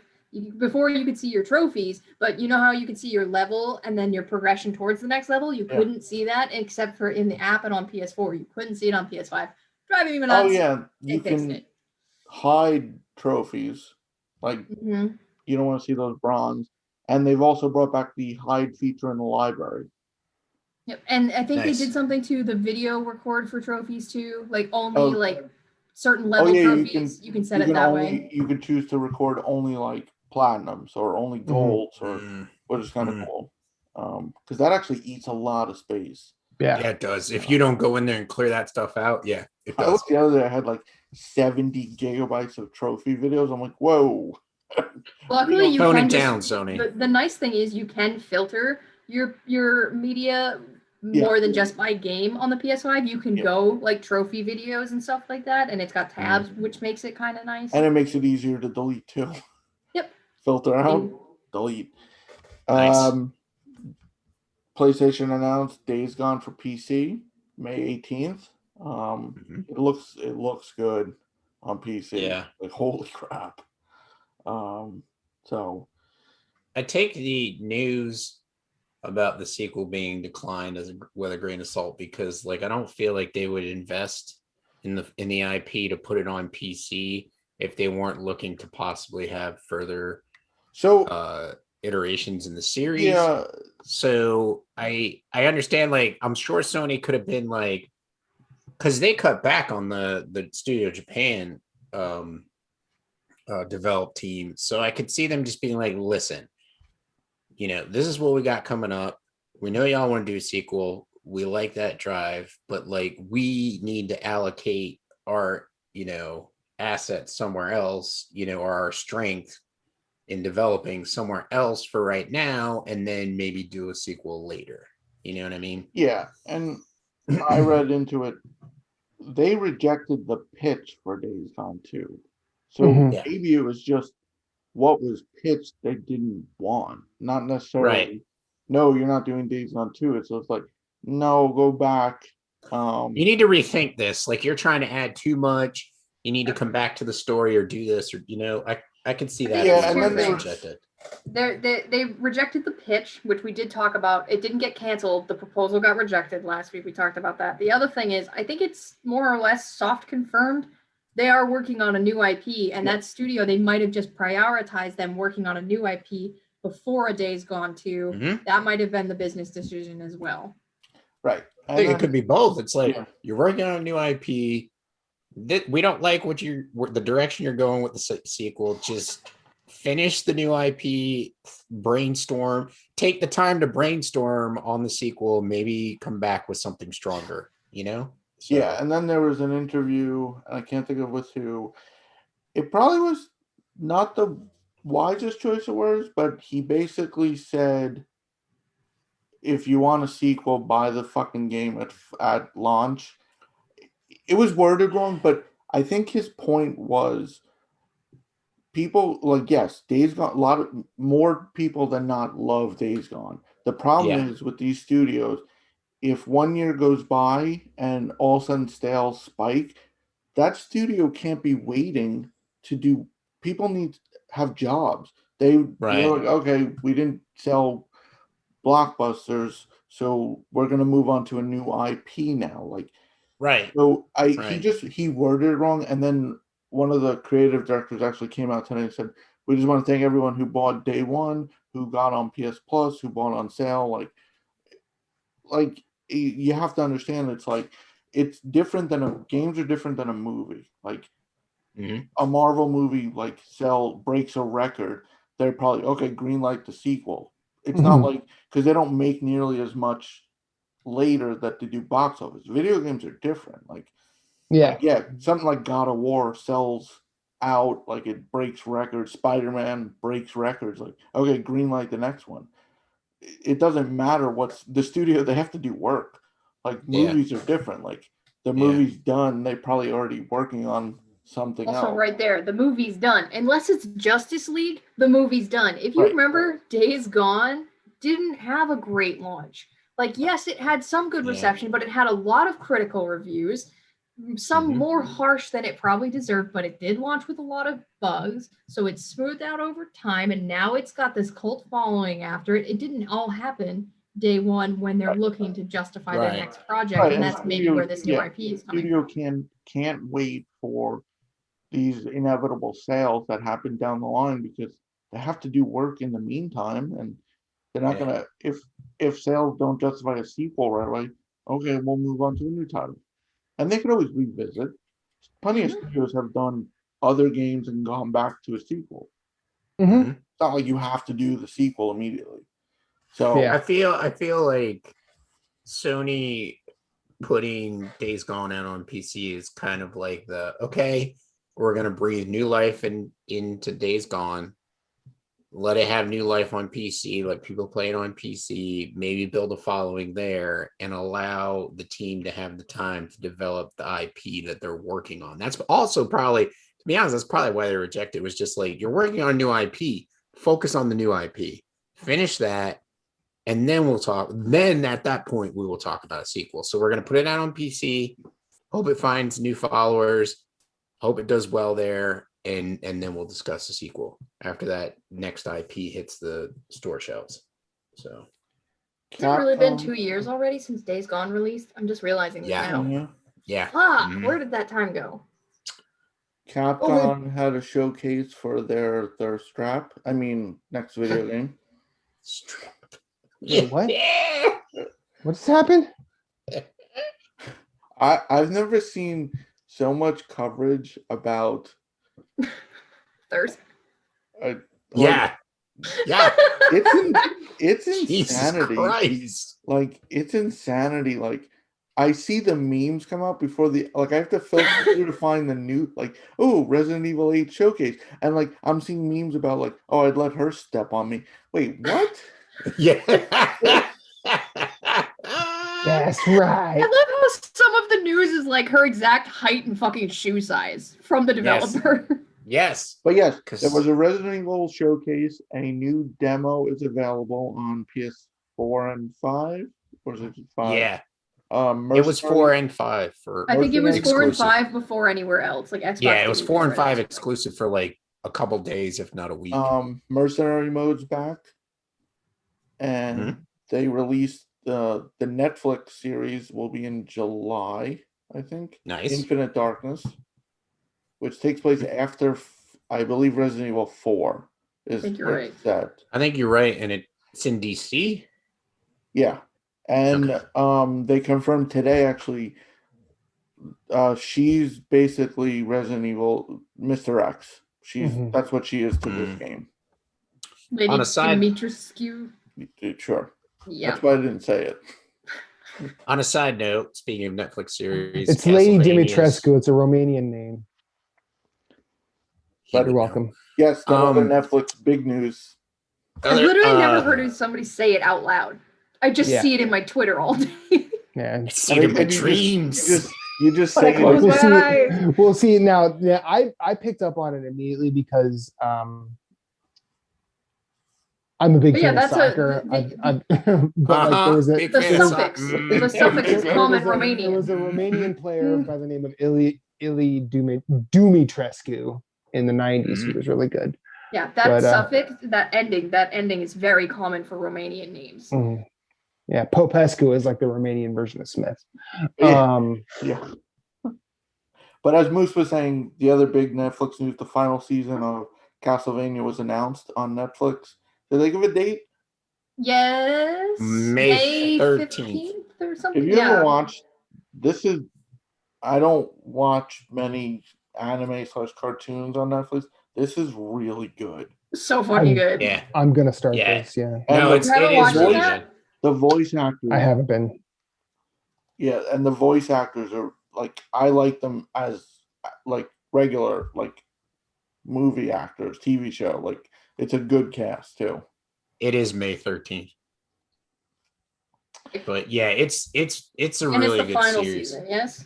Yes. But Yeah. they might do something else, just Correct. not a continuation.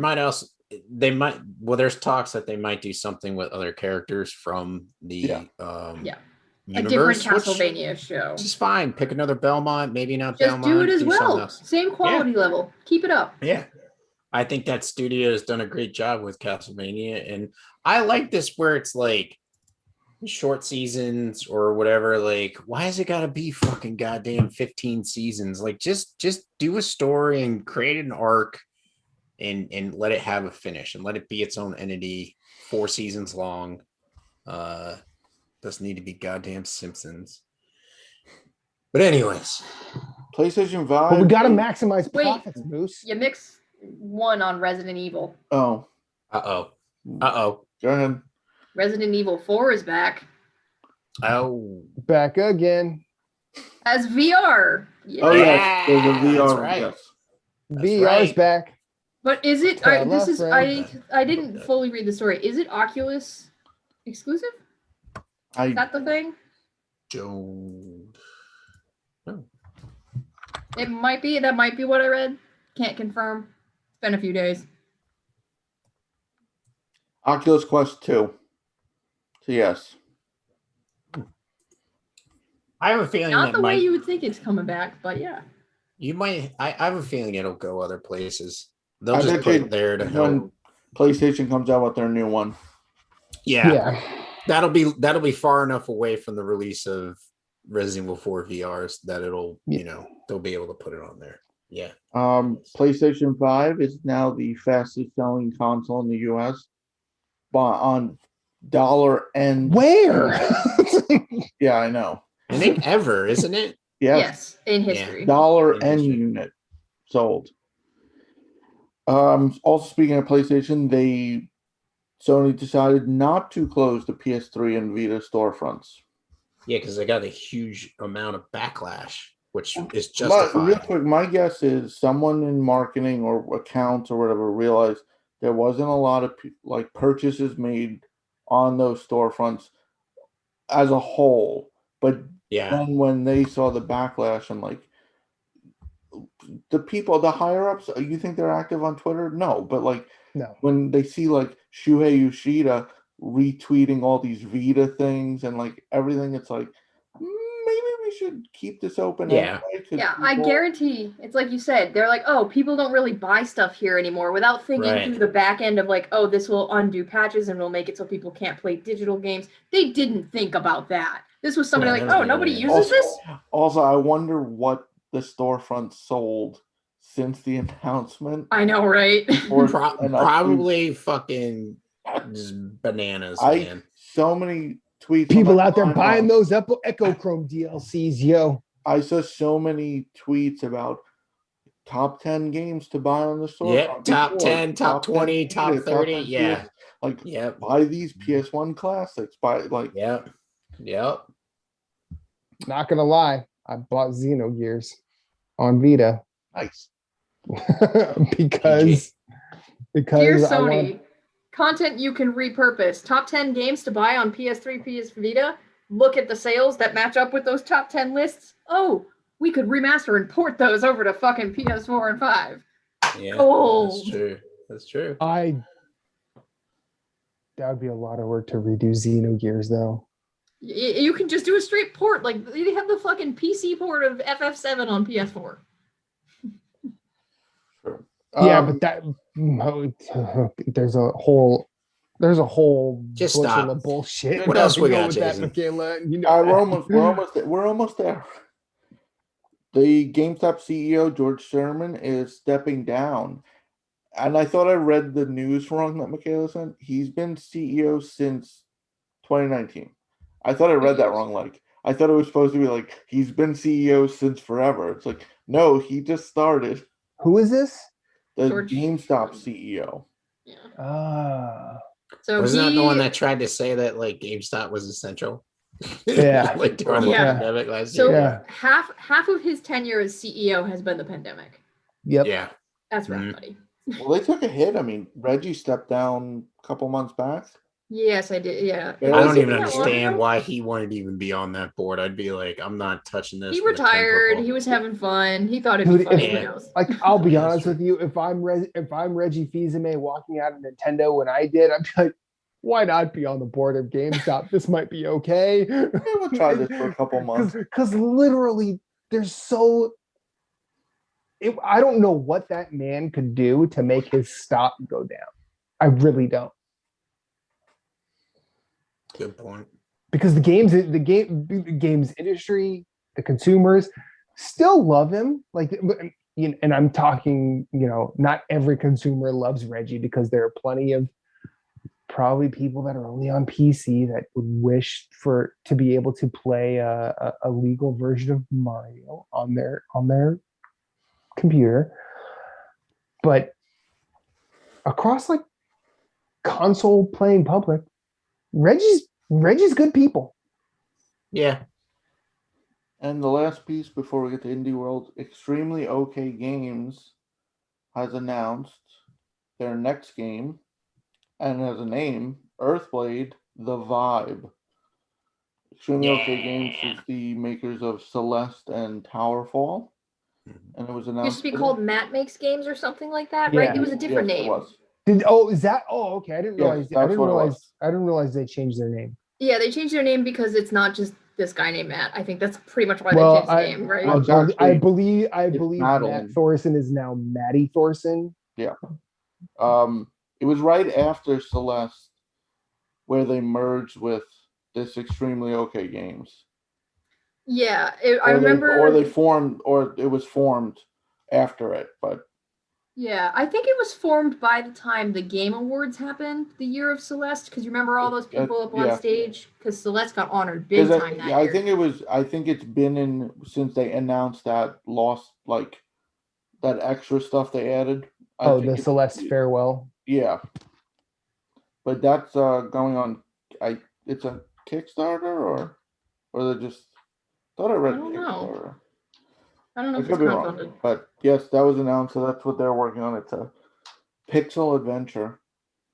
2D action adventure, which is just what they've been doing this whole time. Although Towerfall's pretty different from Celeste because it's got the co-op component to it, and Right. actually even PvP component to Yeah. it, which can get pretty cutthroat.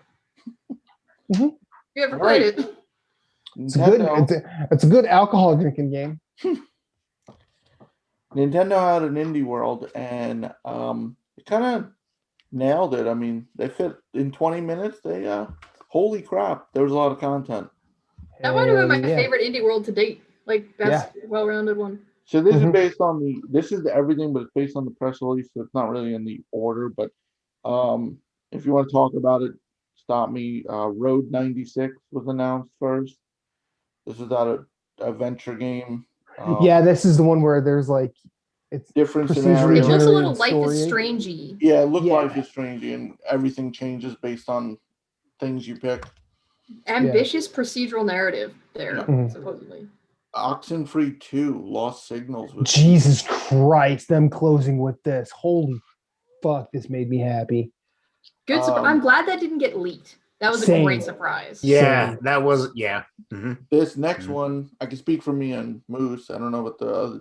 Ollie World was announced. Yo. Wait a minute. Yo. Wait. You're telling me you did this? Did you do this on purpose? Did you do it backwards? You smushed these together, but backwards? Are you It's the really? You order of didn't. the order of the I press did release. This is based on the press release.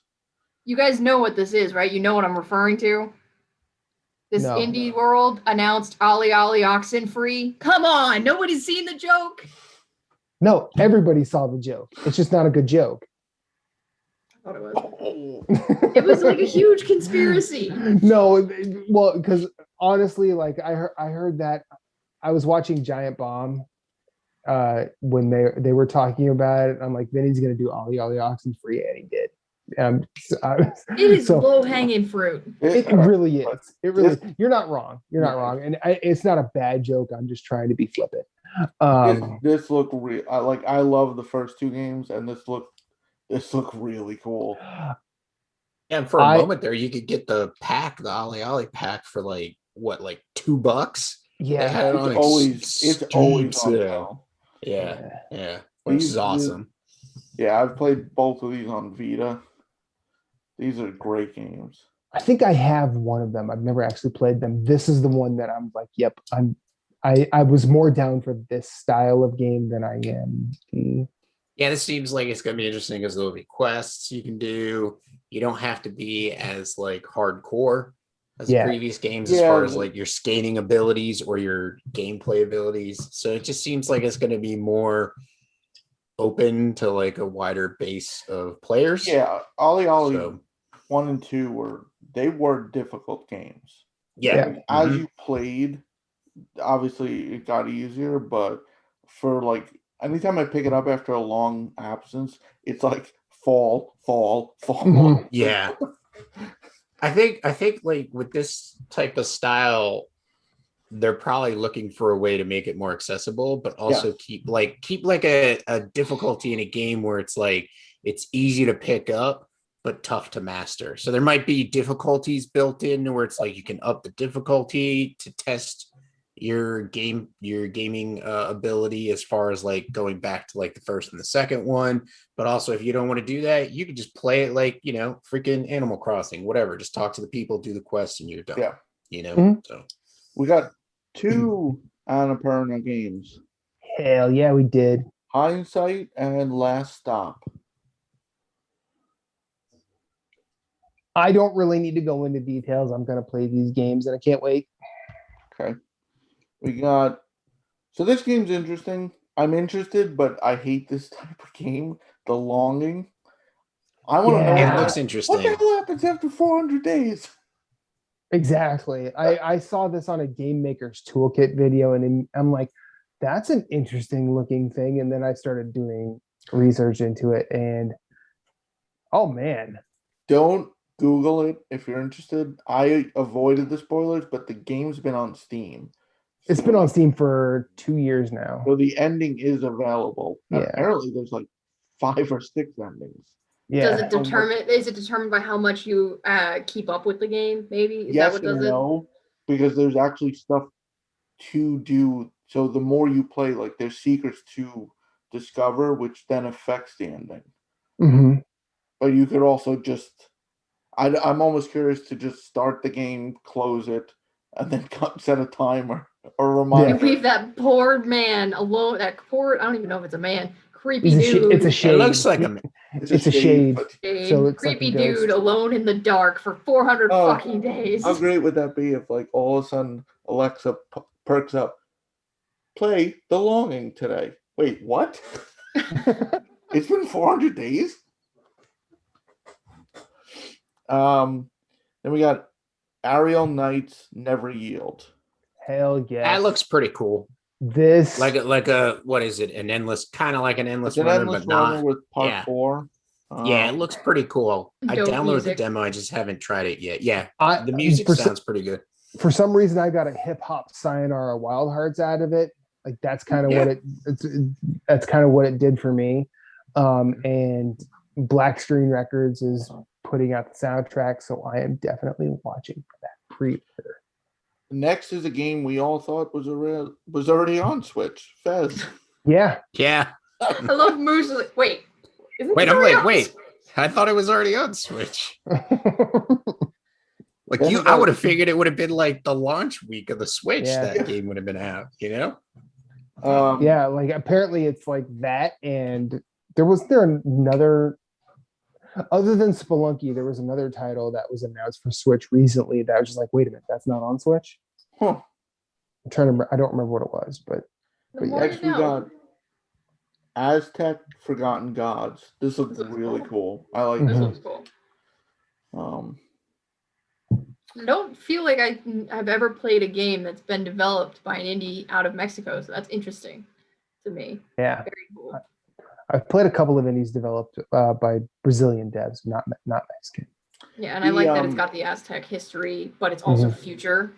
It's cool. Yeah. Yeah, back in the so interesting. Back in the Platinum days, me and Moose and Jeff had interviewed a dev from, I want to say Brazil, but it's definitely a South American company, and down there, like Genesis is like Still current big, gen, yeah. almost because of like the tax and everything of getting like this is what you go to a store and you could buy a brand new sealed in box Genesis, and like that's not a rare find, like Yep. so it's kind of Yeah. cool. And that well the dev was It was the guy who did Blazing Blazing Chrome, Chrome, right? yeah. Isn't it Joy Mashers? Joy Yeah, Master. Joy Yep. Masher. They did Anakin and Odalis were the other Yeah. Which that pack goes on sale Yeah. a bunch too on Switch. I highly recommend them. They're and he's really working on a good new side game. scrollers. It's Blazing Chrome, but think kind of like a Messenger, like a ninja based. Okay. Yeah. Then we got. There's always games where the two announcers have to do stupid skits and like try to make terrible jokes. And this was the one. There is no game. Wait, what's the game? No, that's the title. Yeah, What's no, the we get it. title? It's like, okay, shut up. Now, Yeah. I heard about this game on Giant Bomb's Game of the Year for 2020, and it sounds very fourth wall breaky and interesting. So I think it's already available on mobile and possibly Steam. But I know it's already out other places. And I think it might have been one of their 10 games of the year. I don't remember off the top of my head. I could be wrong. But yeah, this game sounds cool. Next, Teenage Mutant Ninja Turtles Shredder's Revenge. Super We co-oping? excited for this. We co-oping? Yeah, we are. We co-oping? It's done by .emu and Tribute Games. Tribute recently did Panzer Paladin. Mhm. I'm excited for And this. Mercenaries. And And yeah. Flint Hook. Next is Reba Chris, wants to play this Chris game. Tales. I'd also just But one go second. ahead, I just sorry. also like to call out the fact that I haven't heard anything about beat 'em ups from Michaela, which I thought was her genre of the year. It is, but I haven't had time to play any. I've been I playing think like what I'm gonna gonna have to do. I'm just throwing it out there. I played this- 3 new it's- games in a month. It's almost June. I don't think any beat 'em ups are on God. a backlog list either. So like, Yeah, I haven't been putting them in the backlog list because I wasn't going to. I didn't put Borderlands in there either. I'm thinking if I'm going to get to them, I need to put them in the backlog list for you guys to pick from. But excuse me, Moose. I played 3 new 2021 releases and beat them already. And they're not short ones either. gauntlet thrown. Get him. Get him. Get him. Get him.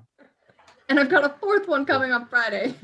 Next up is Chris Tales, which has been available as a demo for A while on Switch. Yeah. Okay, so Now, this is something you guys knew about before because for some reason I did not. Or I've probably heard about it and then just forgot about it. I've downloaded the demo. I have not played it, but it's definitely been available for. I don't even want to play the demo because I just, from the first moment I saw this game, I knew I was going to want to play it. And I don't want to like the demo to like spoil it. You know how sometimes you don't want to play a demo because of that? But we knew it was coming this summer, I believe. We just didn't have the exact release date till now. So that is hype. Next game, I'm super excited for Getsu Fumaden. Yes. This looks, Yeah, it looks This looks good. did it? I think I said it in the chat. A side-scrolling Neo. 2D Yep. side-scrolling Neo roguelike. That's Exactly. what it looks like. Gimme. Exactly. Gimme. Exactly. What it's like Konami's like half giving up games, half not. You know, I don't know. People What do you were do, really Konami? mad that a Konami game was in the indie world. And I was like, shut the fuck up. It looks great. I'll take it. Right. It's like just because it's Konami's not like, Metal "Oh, Gear. Yeah. It's not Contra. It's not Castlevania. Konami's like, nah, we're done. Ah, gotcha. Here's one you'll all love. Nah, we're done. Yeah. Beast of Maravilla Islands. I don't really remember this. I don't either. Art of Rally. Yes, this looks cool. This for some reason it reminds me of like I've seen it a couple of times. I've seen the quick look on Giant Bomb. I know Alex Navarro has talked a lot about it. It looks kind of like a more modern RC Pro-Am Oh, yes. with like 3D models and everything, or 3D like polygonal models. Yeah. It looks cool, and I will at least I will probably look for it on PC and then see if I want to try it on Switch. Kiwi. Kiwi. I can't. I'm allergic. To the fruit of the birds. The fruit. Anyway, next up, super excited that this is coming to Switch. Ender Lilies. Yes. Yes. That's good. June 21st, I think the release date was. This And that's is not early access, right? Does that this mean is it's the coming one out of you early guys- access? This It's is the one coming- you guys knew about, right? Because I talked to Jason the has it. I have it. Yeah. I'm playing in early access. So Okay. it's leaving early access on PC at the same time as the console release. Yeah. Okay. And it's not just Switch. It's also PlayStation. Right. Actually, a lot of these titles I mentioned are also PS4 5 releases. Mhm. It was funny Yeah. because after Indie World, it's like PlayStation was like, no, you shine now. And then like 3 hours later, all of a sudden, launch trailer, reveal trailer. Yeah, on their Mhm. blog. What? Yeah, on the blog. Yeah. I mean, that was kind of nice of them. No, it was. Yeah. Next up, Weaving Tides. Mm-hmm. Then Looks we all got right. Labyrinth City. Yeah. I don't remember this one. And then out of Yeah. far, far left field, the House of the Dead remake.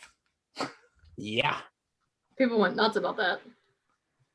Look Look, fine. I have memories of playing it in the arcade, but Mhm. just like out of what?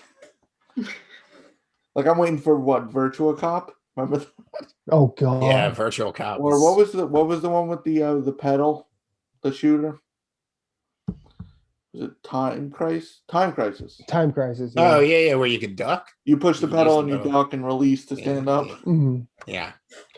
What was it? I think it was like Police 911 or whatever. There was a shooter where like it had sensors and you actually had to duck. Oh yeah, I remember. Like physically get down. Uh, You guys have officially exceeded my age limit. Well, that was the Indie World, which was quite impressive. Yes. Yeah, it's a lot of fun. They all, Yeah. yeah, We missed some. Like the Skull port. Oh, That was in there. Yeah, why did I miss that? Huh. Yes, I did. Skull the Hero Slayer. That's because you've already played it, beat it, Already reviewed played it. it, wrote about it. Yes, Skull the Hero Slayer is coming out on Switch, and Will you get it again? Will you double dip? Yeah. Yeah. See, I haven't paid. I will get it on pay Switch. for it. No, I like supporting indie devs. They liked my tweet. I tweeted my top 5 or 6 most anticipated from the thing, and Skull, they liked my tweet, and I was like, oh, thank you. It's still weird to me, like, it's not like a huge deal, like, devs retweet stuff all the time, but like when they do, it's like, oh, what? Like you fanboy are like, like I remember back during Platinum, we gave away Days Gone, and Jeff Ross, the game director, liked the tweet. It was like, yeah, that was pretty cool. Yeah. You always remember your first time when that happens. For me, I want to say it was, I know, Moose, shut the fuck up. For me, it was Oliver Derivier who did the music for Plague Tale, Greedfall, Dying Light. I tweeted about the Plague Tale soundtrack, and he liked my thing, and I was like, one of those moments. I had a recent one in January where, I don't know if you guys know this YouTuber, his name is Alex Mukala. He does music YouTube where he breaks down like video game songs, and he will reinterpret mostly JRPG songs in a funk vein. And I heard his version of Papaya from Final Fantasy 14, and it was just a driving rhythm. He cut the video so it's a loop, so every time it just played, and I would play it for hours. And I just started, for a while I was randomly just retweeting and be like, yo, if you haven't heard this, you should listen to it. And he liked those, and I was like, man, thanks, that makes me happy. Yeah, he seems like a really cool guy. He rules. he got his girlfriend who does not play games to start singing Persona 5 songs, and it's a dope thing to see. He rules. He recently did the GameCube intro, and he also did the Miiverse theme as well. Like, dude's a wizard with a bass guitar. If you haven't seen it already, he recently did a breakdown analysis of Into the Blood from Hades, and it's awesome. His breakdowns are smart, and they're not like didactic or anything. He definitely comes from a knowledge base full of jargon, but yeah, watch Alex McCauley. He's great. I just got a spam text. Awesome. Tell him hi. It's just a bunch of numbers and letters. I think that does it for episode 66. Moose. Bye. Story Route Zero, we have some cool friends who do some cool things, and I'd like to tell you about them. Phoenix Overdrive uses the power of games and gamers to help heal sick kids through the charity Extra Life. Phoenix Overdrive fundraises for Children's Miracle Network hospitals all year, every year, and the fund culminates in a 24-hour gaming marathon. Find out more about their events and projects online via Facebook at facebook.com/Phoenix Overdrive or on Twitter and Instagram at PHX_Overdrive. You can also join the Facebook group of Pawn Stars at facebook.com/groups/PO Nation in order to share and discuss all the latest in nerd culture. They've also got a podcast, Nerd Overdrive, which you can see weekly at youtube.com/Phoenix Overdrive. You can also catch it on Facebook Live or twitch.tv/PHX_Overdrive. That podcast is also published on Apple Podcasts, Google Play, and Stitcher. You want merch? They got merch. Merch can be ordered from tinyurl.com/PHXODmerch, a portion of which goes to their fundraising efforts. Join the nation and be a hero to sick kids, as El Capitan Rey Osorio, Lee the Maestro, and Becky, the lovely Queen of the Guild, always say, #Rise Above.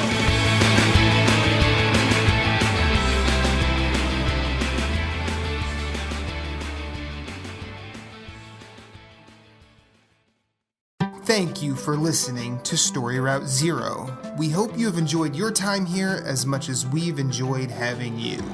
Once again, questions, concerns, complaints, pictures of pets, or favorite recipes can be sent to storyroute0@gmail.com. You can yell at us on Twitter @StoryRoute0.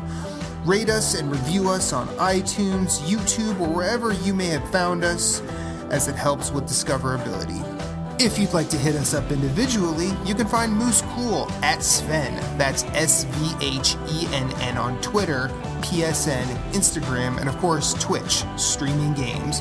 You can find Jason Marshall writing at obelisk.co. You can also find him on Twitter @GimpyJ with 2 Y's at the end, as well as PSN, Instagram, and Twitch.